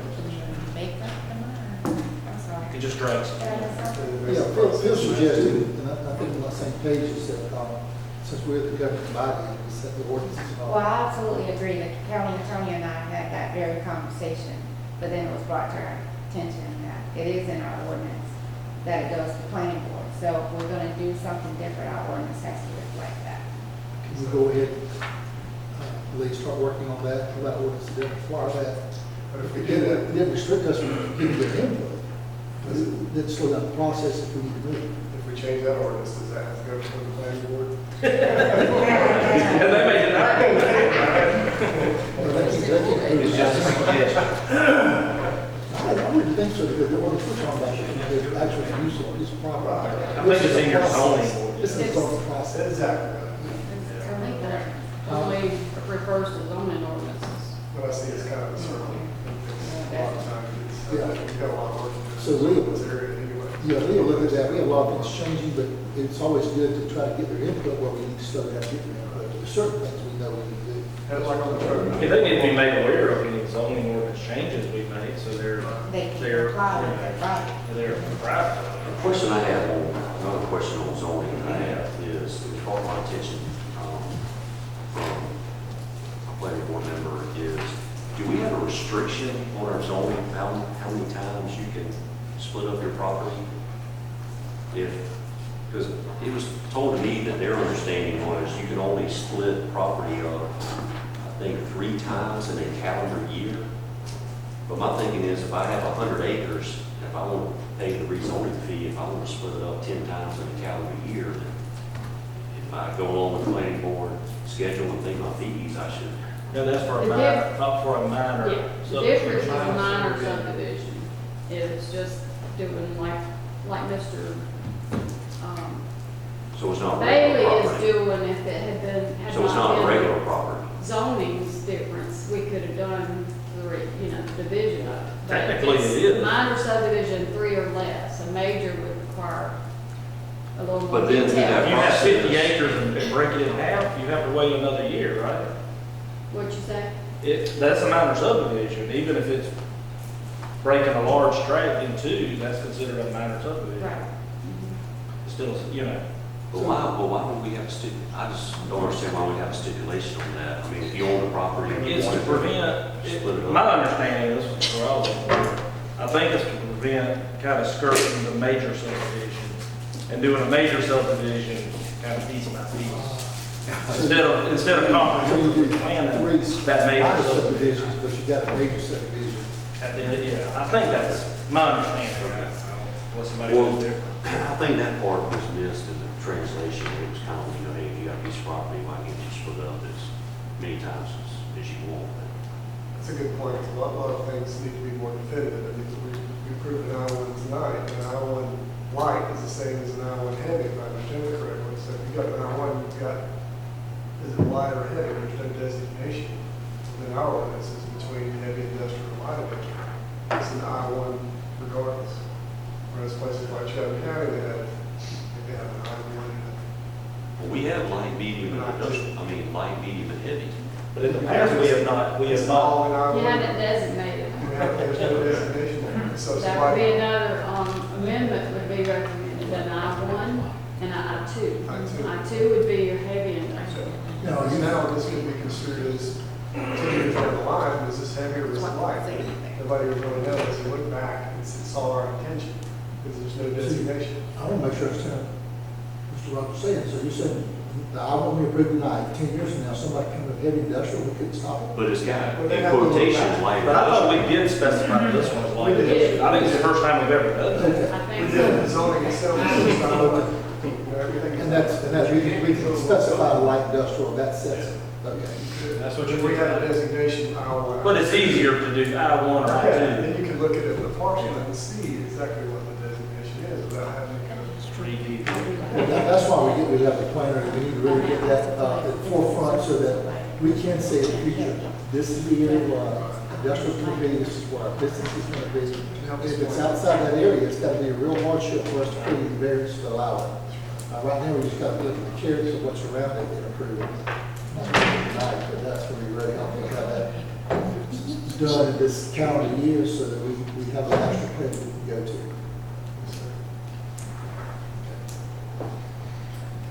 Anything else, Mr. Burdette? Joey? Okay. If we can have a motion to go to executive session, discuss property, personnel, and whatever else. Make a motion to go into executive session, discuss personnel, property, and pending litigation. Second. Motion by Mr. Eaton, second by Mr. Burdette, executive session, all favor say aye. All opposed, no. Executive session. Mr. Grant, we'll invite you back, I know the absence. Property insurance. He's here. Why couldn't I get a quote?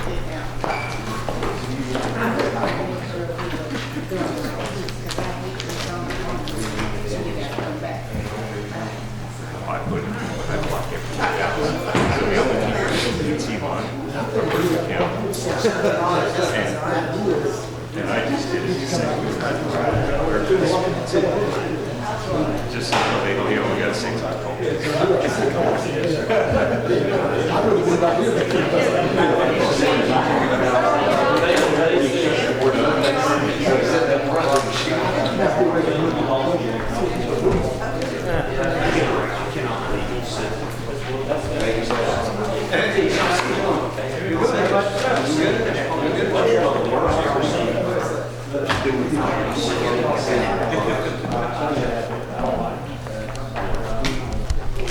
Okay. Motion to go back into regular session. Motion to go back to regular session. Motion by Logan, Kiefer. For regular session. All in favor, say aye. Aye. All opposed, no. It carries. You see the executive session minutes, there's no executive session minutes held, so there's no. That would have been October 1st, that's a correction. So no executive session was held on October 1st, no minutes to be approved. No minutes to be approved. So, you have a motion to adjourn? Make a motion to adjourn. Second. Motion by Mr. Woker, second Mr. Whitfield to adjourn. All in favor, say aye. Aye. All opposed, no. We are adjourned.